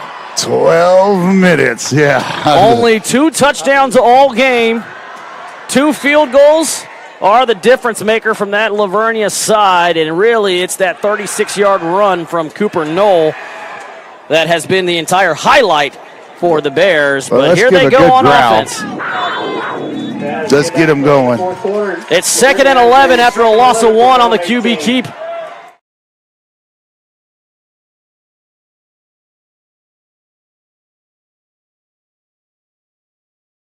He is brought down at the 25-yard line. You talk about a field flipper. That was exactly what the Bears wanted and exactly what the Panthers were trying to avoid. I don't know if we got that on replay, but we had a blank. It blanked out here. Let's see if we have it on replay. So what you didn't see, it blacked out on us, and there it is. Whoa! You know, that's actually a beautiful pass. Grab. Beautiful pass. A beautiful pass. I think it's a better down catch because he had to catch the ball almost in that area where you don't know if you catch it at that high point, and he caught it right in the middle. So at 1st and 10 on the 25, going right out the A gap, and brought down for a gain of maybe 3 yards. 2 yards. Well, the Apaches win. The Gonzales Apaches win over Pleasanton 35-9. Canyon Lake 49-14. They just finished up there. And then Port Isabel down there with El Dago wins 47-7. And then the Llano Yellow Jackets are now trailing Gerald Cougars 26-22. It was the other way around. And now Gerald's come back. Seguin's up 35-21 over Victoria.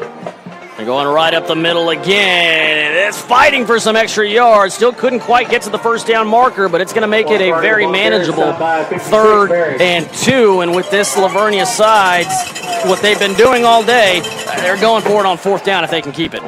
Right. I don't imagine this ball is going in the air. Yeah, I don't see it either. You're going to kind of take down the clock. You'll probably see it within 10 seconds of the on the play clock. Right at it, 10 seconds right now. 2 backs, 3 receivers. It is a QB read and spinning forward, and he's got it. Cooper Knoll, his 2nd rushing touchdown of the night. Touchdown Bears, number 2, Cooper Knoll on the quarterback keeper. Go ahead and stay on him. And Cooper Knoll extends his touchdown count for the day, and credit to that spin move. Yeah. He was right at about the 1st down marker and just found himself some space afterwards. And a mishandled snap. But the field goal is good nonetheless, the extra point. It's 20-7, and it's now a 2-score game with 9:56 remaining. We'll be back after this break. You're watching Panther football on the Navarro Panther Network.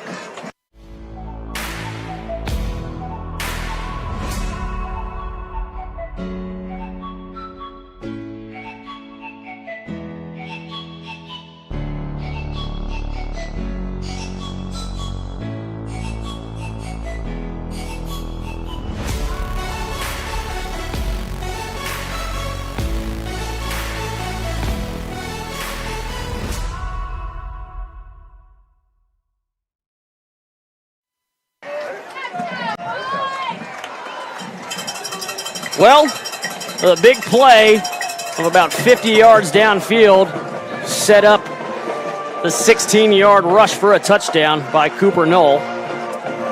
And it's been the 2 big plays that have been the decision maker, the difference maker in this game.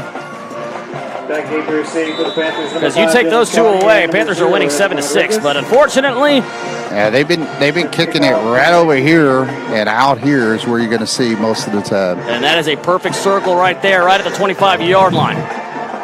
And wrapped up and brought down, only a return of about 4 yards. Yeah, and that's where I predicted it, and they have been doing that. I mean, yeah, if you talk about perfect circles, but this is the area over here that they, if you can't see it now. Stop for the Bears. So 1st and 10, right at that 30-yard line. Well, what do you think? Hey, what do you do here? The running game is sort of there. It's not quite enough. It's not consistent. It's not enough. It's enough to not go backwards at this point in time. Exactly. But you need more than just 2.5 yards. Well, we'll see if the Panthers can muster up. I don't mind them running on 1st down and getting positive yards. If you can do that, continue to do that. And it's a pitch out to the right-hand side. Avoids one tackler going north now. Gets past the 35-yard line, and that's a good... Hey, 1st down, I'll take that any day of the week, including twice on Sundays. How about that? Twice on Sunday. 8-yard pickup. It's going to be 2nd and 2. Let's see if we can show that replay. I wanted to see if we can see the blocking ahead and watch how the linemen come out here. You can do that, continue to do that. Watch how they get out right here. Bang, sets up. And another one, and great little job of just reading his blocks. Hard line, and that's and you had the 1st down. I'll take that any day. So 2 receivers out left, still out of the pistol, fakes the handoff, stays in pocket, and just miscommunication. I'm not too sure what was going on there. Yeah, I think it was supposed to be intended for Blevins, but Blevins let up on the route to go one way or the other to take a bench route, and it was just a miscommunication between the two, quarterback and receiver, I think. So 3rd and short. 9 minutes left. You're down 2. Every drive is 4th down territory now. Oh yeah, you can't afford being down 2 scores. I think it's okay to go right up the middle, but to understand that they're going to clog up the middle as much as they can. They got 3 linebacker look. And handing this one off, it tripped up immediately. No gain. Yeah, and Trotty, he was coming in there hard, but there was just no hole for him to go through. Trotty on the carry. And everybody on the Bears, you could tell, good discipline on gap discipline. They took every gap away from the Panthers on that play, on that stretch play. Well, if you want any chance to come back in this game, you absolutely have to get this play here. No pressure. It is just a big 4th down. 4th and 1. And did they get somebody to jump? I thought so. No flag. They're taking a shot downfield. They couldn't quite get it. I don't understand how there's no flag, either false start or encroachment, nothing. And the Panthers crowd is upset. I think that's why Davidson threw it deep, is because he thought he had a free play. And, and there was no flag. Let's see if we could go back on the replay on that one. Let's see if you slow it way down early on. And I'm not – look at that. He's offsides right here. Yeah, right there. Let's see. You have to right turn here. It right there. He was offsides. And, Davidson did the right thing. Free play, take a shot downfield. That should have been an automatic 1st down. But, we're not going to criticize the refs. They have a tough job out there. Yeah, that's for sure. But we have the advantage of replay. Absolutely, and going right up the middle, the best run of the second half at least for Ty Carter. One Ty Carter on the carry. Ty Carter is able to make a run at it, and with a seam and good blocking up front. So now the Panthers are going to have to stiffen up and make something happen. Time is wasted right now. Boy, that drop touchdown at the end of halftime really biting the Panthers in the butt right now. 2nd and short.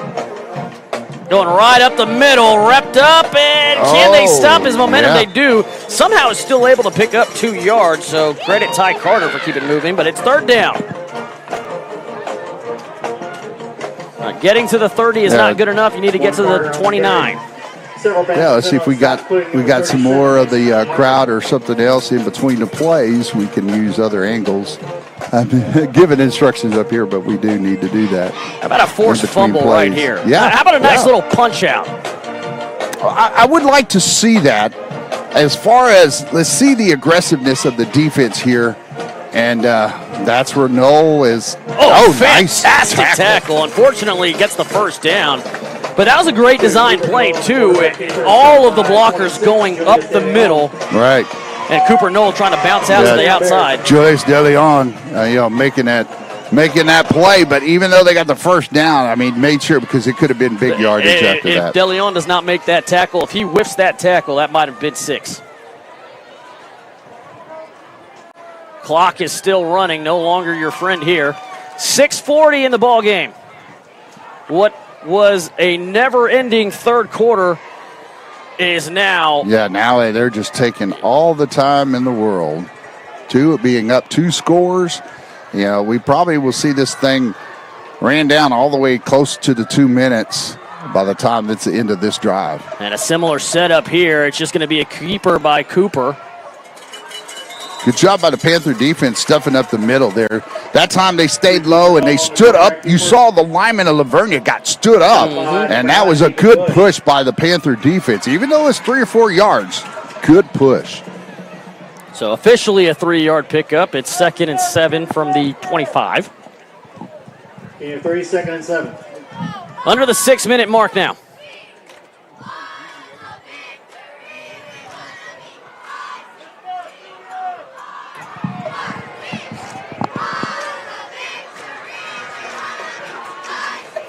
So the cheerleaders are calling for a Panther pick. I'm calling for a fumble, but a sack will do just nicely. It is a 5-yard loss, 4-yard loss officially. I think that is a generous spot.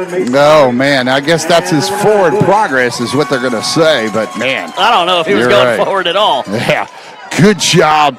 Mason Harvey leading the pack there on that one, I'll tell you, or the Panther pride right now. Loss of 4, 3rd and 11. Well, I know the kicker's got a boot, but that might have knocked him out of field goal range. At this point, he'd be looking at probably a 48-yard or maybe 50-yard field goal if they were to try. If they get a stop here, of course. Going right up the middle, bouncing out to the outside, and has the 25, the 20, 10, running forward past the 5-yard line, and Ty Carter trying to put the nail in the coffin. Yeah, well, we have to put our camera up here. We have not much room, so you see the speaker coming in the way, but right in that corner. But you see that, from right here coming right at you on the sideline, Cam. You see right here, he had an opportunity probably to go even further, but he's going to stay in bounds. If you're a Bear, this is exactly what you want. Forward past the 5-yard line. No reason to give the Panthers the ball back. And I think he wanted to go down there. I don't think he wanted to score. I think he wanted to score. I don't think the kid's got that much discipline. Yep. And again, the pressure coming and tackling in the backfield. Well, that looked awkward to begin with on that play. We'll go back on that one because it looked like the ball was snapped later than the rest of it because you had, we didn't go back far enough, but we did. Definitely some missed block assignments, too, because I feel like 2 Panthers went in there untouched. Well, what it looked like to me was that the ball was snapped after we saw the movement of the lines taking a step back, and it kind of threw everything. The timing looked way off, or vice versa. Where the snap was early when everybody wasn't expecting the snap. So it was very awkward looking. That's why I was like, I couldn't quite tell if it was one way or the other. 2nd and goal from the 6, and this has got to be a false start here. Yeah, let's see what the Whitehead says there. And the Panthers finally getting something back on their end. Yeah, we missed the call, but he gave the false start. Yeah. Whitehead's trying to get home. He's doing everything. Yeah, he's like, hurry up. I was trying to get the camera on it. So 2nd and goal from the 11 now. Clock still ticking. As we are about 3 minutes and some change left in this game. Yep. 2 running backs set. A reverse, and he's wrapped up in the backfield, and boy, that was close to being a fumble. Oh, is that close to being a fumble? Almost a clothesline. Let's see if we got that one. What a big play there. 2 running backs. Right here it is. You're going to watch right here. Oh, yeah, that's Luke Vogel coming in the backfield and making the play. And just being at the right place at the right time. He played assignment football as Coach Hill wanted him to, and that's exactly what we saw. And just being smart about it. I mean, being in the right place at the right time is not something that you just automatically do without good study on the film. Absolutely. Well, if you hold them to a field goal, it's still technically a 2-score game if you go for 2 on touchdowns. Yeah, on both of them. And is this going to be a timeout or a false start? Let's see what we got over here on the white hat. Yep. Delay a game? Delay a game. Oh, no, called timeout. Okay. Yeah, no, we'll take that back. It's a timeout. So, all right, well, it looks like Lavernia took that timeout. Well, remember, Navarro only has 1 timeout remaining. I doubt they want to use it on defense now. Yeah, I don't think so. And right now I wanted to point out, we'll go ahead and point out the QR code that we have. You go on there and you donate directly to the Navarro Broadcast Club. We have it down on the right side there where we show the right next to the score on, let's say it's 3rd and goal right now. Right next to it is the QR code. We do have a bigger QR code. I don't know if we can pull that up right now. There it is. Donate to the Broadcast Club. You'll scan that. Take out your phone, hold it on that QR code. You'll see the link pop up. There you go. How easy is that, right? And then you go in there, you just donate the amount you want. We'll take any amount. So much easier than writing a check and putting it in the mail. We're ready to go. No running backs. It's a full spread set. Going to the end zone.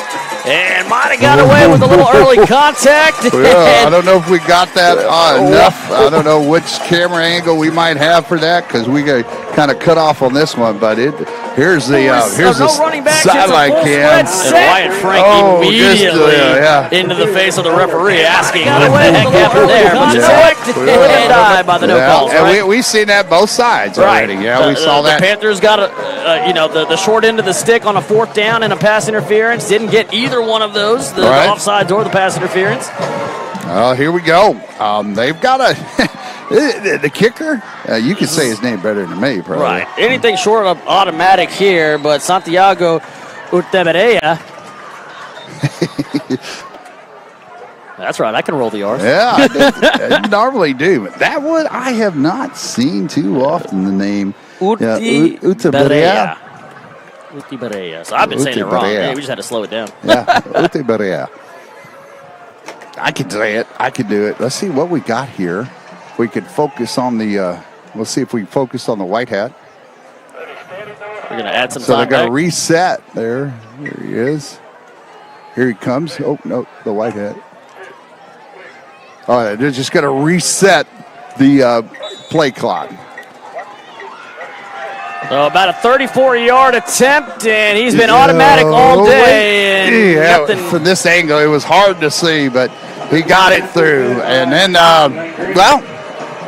23 points to 7. Again, it's only 16 points. I say 2, only. Yeah. But it's a 2-score game if you play your cards right. You get a touchdown, a quick one. Has to be a quick one. Well, you have a 2-point conversion. It's an 8-point game. You essentially have 2 timeouts if you don't go more than 7 seconds on the kickoff return. Right. And so you've got essentially with the 2-minute warning and you got a timeout.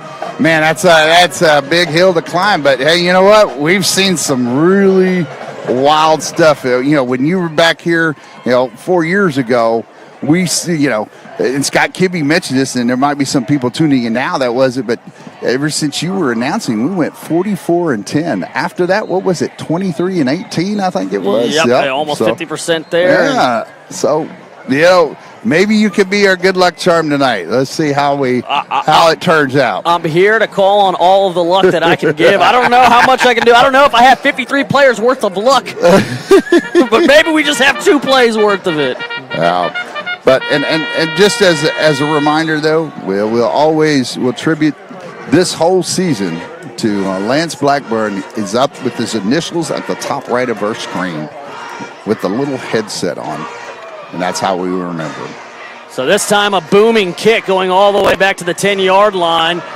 As the return team trying to push out to the right. Makes one player miss. Now going up the middle. He's got some to the left. He's got one man to beat. He's across the 40, the 50, and forced out of bounds at the 40-yard line, just shy of. And that's what you needed. Here's the replay. And let's see how it sets up out here on the outside. Well, they wanted to come to the right. Right, and he cuts it back to the right. left. And you see, everybody comes here. You push it out to the left, right on there, and I'm sorry. He's got one man to beat. He's across the 40. One man to beat here as he got a good pursuit. Yep. At the 40-yard line, just shy of. And that's what you... Wow. And you always say, darn it, the kicker's the one that got you. You know, come on. But he looked like a very good athletic. And that was actually incredibly well done because instead of, Right. What am I looking for? What is the word I'm looking for? Instead of like inching forward, he's staying back. Yeah, and he took good angles. He did, I mean, he did not. He already saw the runner come around the corner, and I saw him here by the 40 already shooting back towards the 35 of their side of the field, and then he was able then to come up and make the push. And you could have seen all of the blockers were coming out to the bottom of the screen to the left-hand side. The kicker could have easily over-pursued, and it in anticipation, but instead he stayed right in the middle of the field. That's great special teams closeout by that kicker. Oh, man. With that, like you said, like we've seen some wild stuff in the past. Three-receiver look, pump fakes. Davidson looking downfield. Pressure coming. Just flips this one away. Nearly intercepted, and I believe there's going to be a holding. Yeah, and I saw it as it developed. That's going to be against Colin Pugh. Number 74 on the right side. So we had that. And see if we have that on replay. If we see it on the right side, look at number 74 there. Yeah. Right. Small circle. Right there, you saw it just a little bit longer, and there's 47 is who he was going up against. His number, the opposite. Intercepted, and I believe there's going to be a holding. And I saw it as it developed right away. Yeah, we got these little toys here, but also, we'll look at right there is the little QR code that you have as well. And if you and no, not the big one. We'll take that one off. But hey, they're listening. That's great. Davidson takes a shot, has it batted down and bounced around. It's not a fumble. It is an incomplete pass. Hey, we even have tools now where you can count. You could go 1, 2. You could go and then say, hey, if you got 11 players on the field, isn't that neat? Yeah. Sorry. So after the hold, that was a replay of first down. It's 1st and 20. Incomplete makes it 2nd and 20.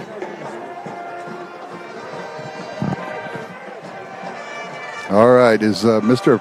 Picarazzi around? Here we go. So Davidson, pressure coming, has to let it fly quickly and has it complete. It's good for about a 13-yard pickup. There's no way they're calling that incomplete. Wow. Well, let's see that one. Let's see if we can put that one back and slow it down here as Galini. It's 22, so you're going to look right here. Officials timeout for an injured player. Oh, that's a great call. That is a great call. Yeah, I see good for about where they could have called that. Pickup. A good job on slowing down the replay, too. Look, I'm going to give you credit for making the right call, but I don't got to like it.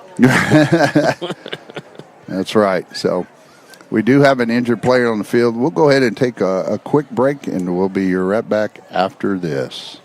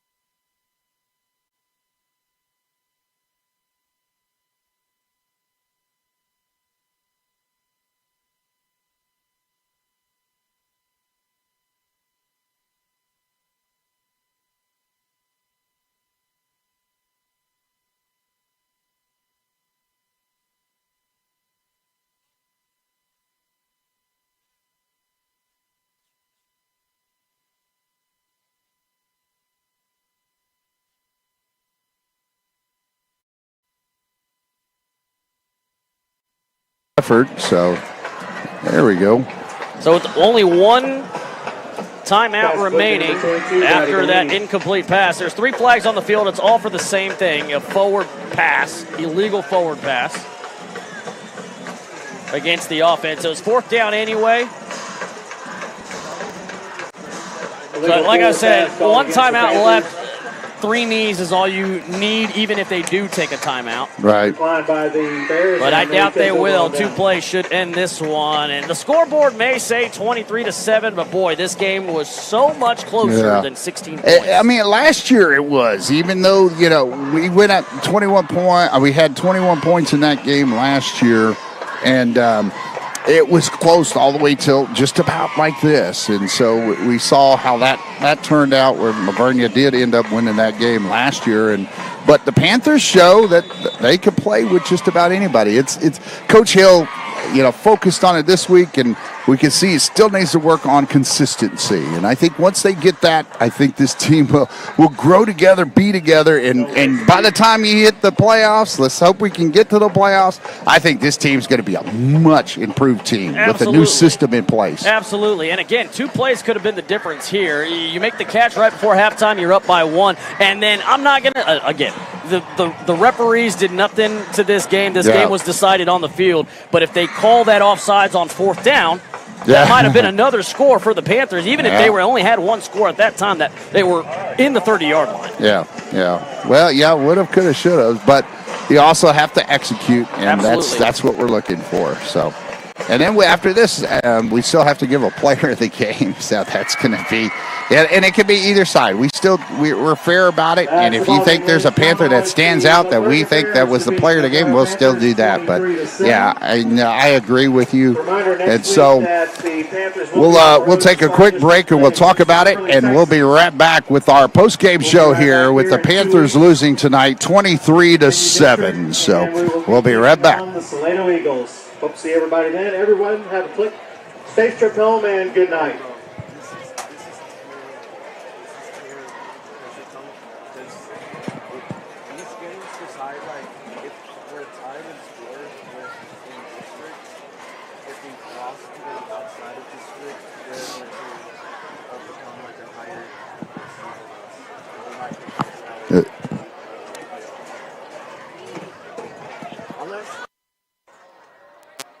Now we're back, and our player of the game, if we could find it, if we could focus on number 2 out there.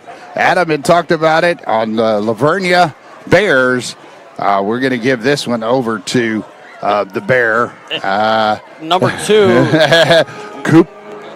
Mr. Cooper Knoll. And you got to think, Ty Carter also had some big plays out there, but Cooper Knoll, the captain of that team, the quarterback of that team, had 2 scores on the ground with his legs, was really the only reason the offense had anything in the first half. Had 0 passing yards in the first half, but had them at a 13-7 lead. Cooper Knoll just found a way to win today.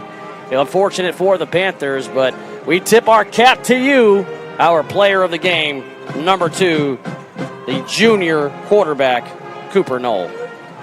And I think, after we look at the stats and all, that he was, really the big powerhouse for the offense for the Vernia Bears. So, and we'll pull that up right here if we have, and there it is, Cooper Knoll, the player of the game. I think our cameras are still searching for him. They're still trying to find him over there. So, as the Panther fans still, as Coach Hill takes his players straight to the locker room after the game. They don't sit around with the crowd, stick around. They go do that, and then afterwards they come back out. But go ahead and. Well, as we wait for Scott Kibbe, I mean, there's things to take away from this game. There's a lot of positives. There are some negatives. But I think the offense answered well from the disgruntled first quarter, started moving the ball well, and unfortunately came up short on a few crucial 3rd downs and 4th downs.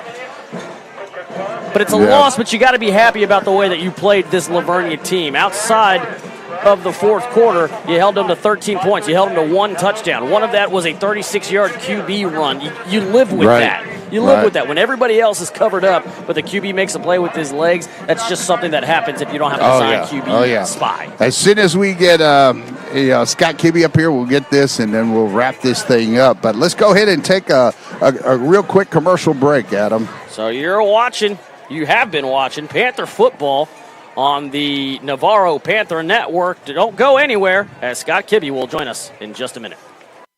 I've always loved space and football. Growing up, some people told me I had to choose. But here's the deal. You can be great at more than one thing. And getting involved in STEM opens up your world to a universe of opportunities in life. Get inspired and get involved today. There are STEM programs and science centers available in your community, so be sure to check out spaceforall.us to learn more and get started. Find your place in space. Space for all.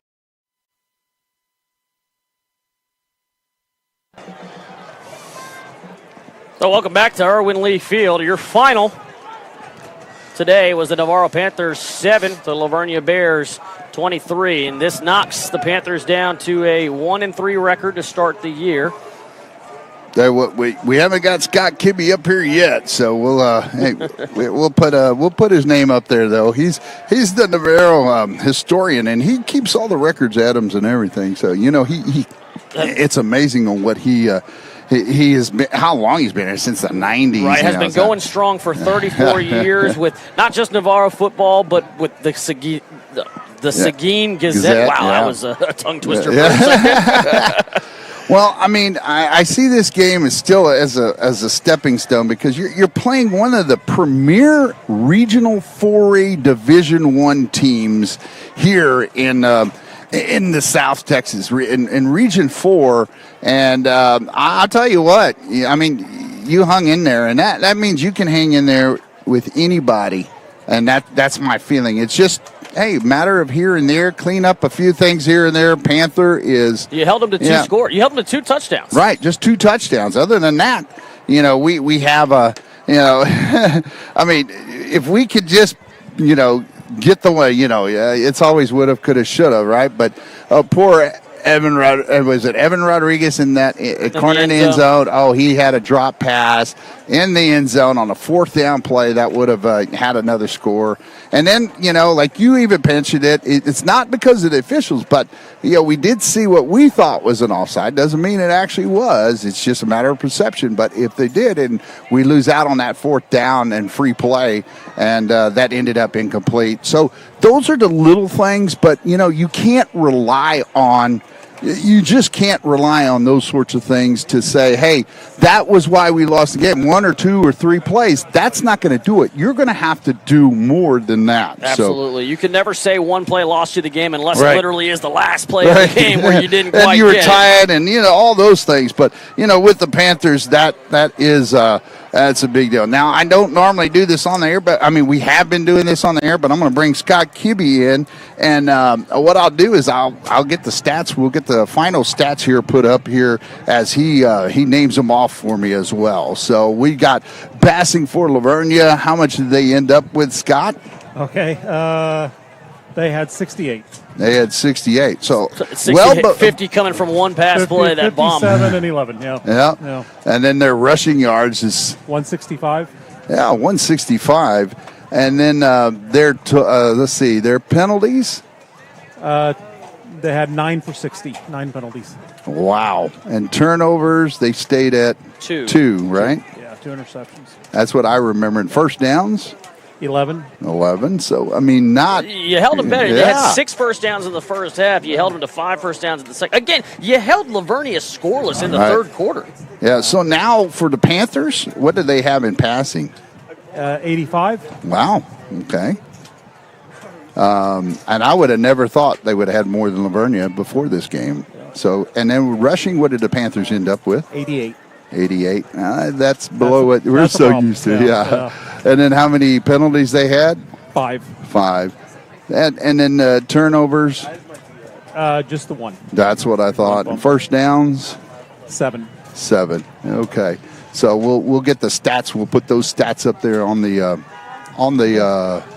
on the board there. If we have the person, we have our graphics coordinator downstairs in the production trailer, we'll put those stats up. If you're keeping track at home and you're doing the math, if you had the stats from the first half, we said 62 passing yards, 62 rushing yards. He ended with 88 on the ground, 85 in the air. And you went from 124 yards in the first half, and you only got 55 yards in the second half. I mean, that's where the differential was. Like, nobody was really moving, but this was such a defensive game that it's hard to just take those stats as raw data and say that they didn't move the ball well. Yeah, Scott, Gibby, they're trying to get the camera. I don't know if we have the light adjustment yet because of the how dark it is up here. But this is how dark it is, folks. If you can see us, great. If not, we're here, and Adam's here as well. We have the students here as well in front of the camera playing patty cake. Yeah.